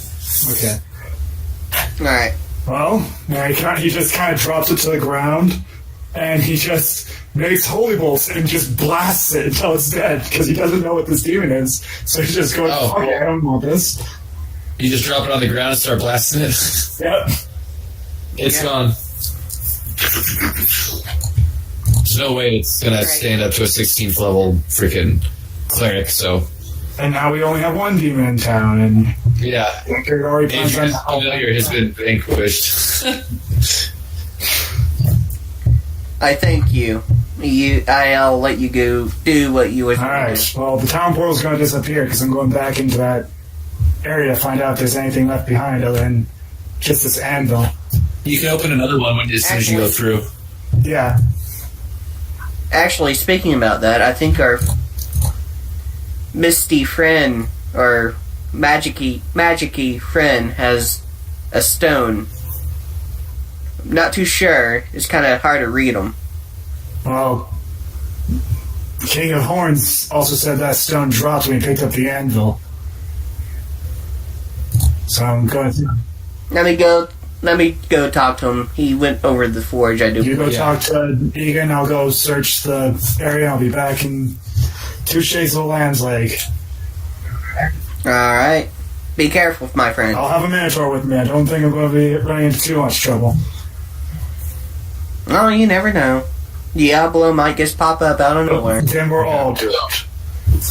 Go ahead and roll investigation for me right now and just hold on to the number, like write it down somewhere. And we'll go to Eigen and Taliesin at the forge. You can see that Griswold, he's petting Rebel, trying to ignore the creepy warlock that he gives him the heebie-jeebies. He's like looking up at you and acknowledging you, Eigen, and like, yeah, hi. But he's really creeped out by you. So, Eigen, I took care of your little problem. I'm never sure if there's only one problem around this town, but anyway, you said you were looking for a stone. What this stone does? Oh, wait, you guys talking about my sky stone? Yep. Well, it's a stone that the king was going to forge into a ring, and it's a magical ring. It's supposed to make you stronger, smarter, hardier, faster, everything. I can't even stop imagining Daft Punks now. Harder, better, faster, stronger. And can you finish the work? Well, I think now that I've got this anvil figured out, kind of, I might be able to make that ring. We'd have to see. I gonna put the stone in his hand, and I send a mind message to Shadi and say, stay on guard in this forge. Okay. The crow will fly over and perch up on his building while he's doing the forging. When you hand him the stone, he seems shocked, and he like sits there for like a good 45 seconds just kind of staring at the rock. And to you all, it seems weird. It doesn't really mean much to you guys. It looks like a fucking normal rock. But he like totally 100% buys into this story and this fable. So he then begins to chip away at it with a chisel and a hammer to try and get a fine cut to put into a ring. So it'll take him a little bit, but he's now working on that ring. As soon as Eigen walks away, I would like to whisper to the blacksmith, let me know as soon as you get this done. Oh, okay. I feel bad saying this, but I don't trust Eigen. I don't trust anyone who makes a pact with the demon. Well, makes a pact with a demon. Yeah, I can't say that's very trustworthy. He does give me the heebie-jeebies, but he doesn't seem to be killing anyone. And if he's helping you, just make sure he doesn't make things worse, okay? I'll try my best. That's reassuring. And then you see him start to chip away the stonework. Alright. Good crafting, and I walk off. Okay.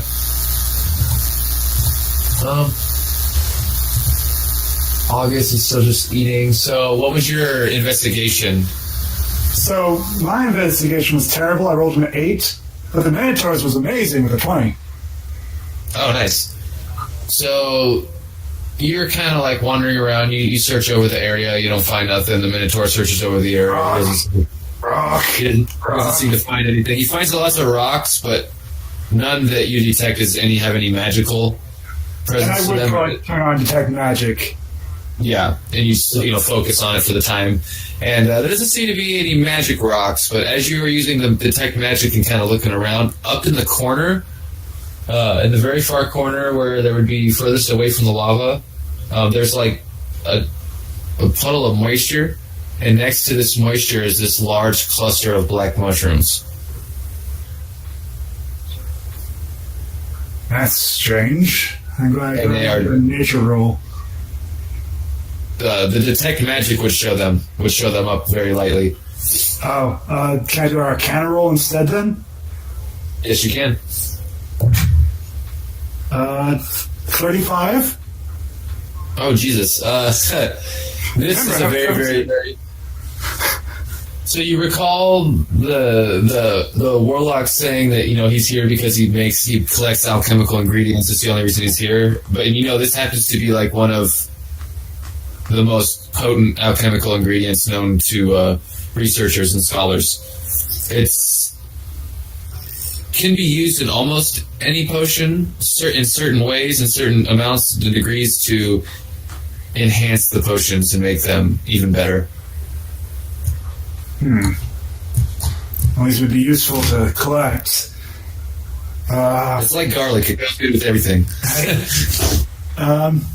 I'm going to go ahead and try to collect them. Okay. You notice that as you start picking some of them, it like instantly dies, and you're not sure if that's bad or good. But it seems kind of weird. It's a magical withering away effect, and it kind of dries up, and all the moisture goes away. And but you collect enough of them. You collect, about, let's say, 8 of them. 8 of them? Alright. Yeah, eight black mushrooms.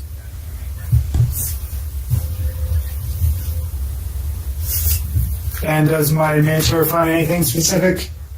Nope, there's no rocks or anything. Just a lot of pitch. If you told him specifically a rock, he doesn't find any special rock. He collects, because he's a Minotaur, and it just happens he does that. He collects all the pitchforks. Right. Up and collects, so there's 13 pitchforks now.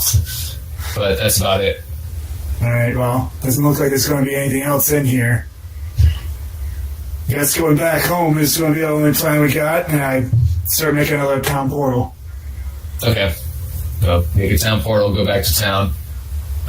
You see Eigen kind of over by his cart. You see his crow up on the blacksmith's hut, and then you can hear like him banging away on the new anvil. Taliesin, are you still around the blacksmith? No, I think I went into the inn to grab a drink. Alright, so you'd have been set up at the bar with Ogden, and you'd see Jillian and Wirt getting ready to leave, so August says his goodbyes, and they end up riding away out of town on the cart, and now they are headed to Westmarch.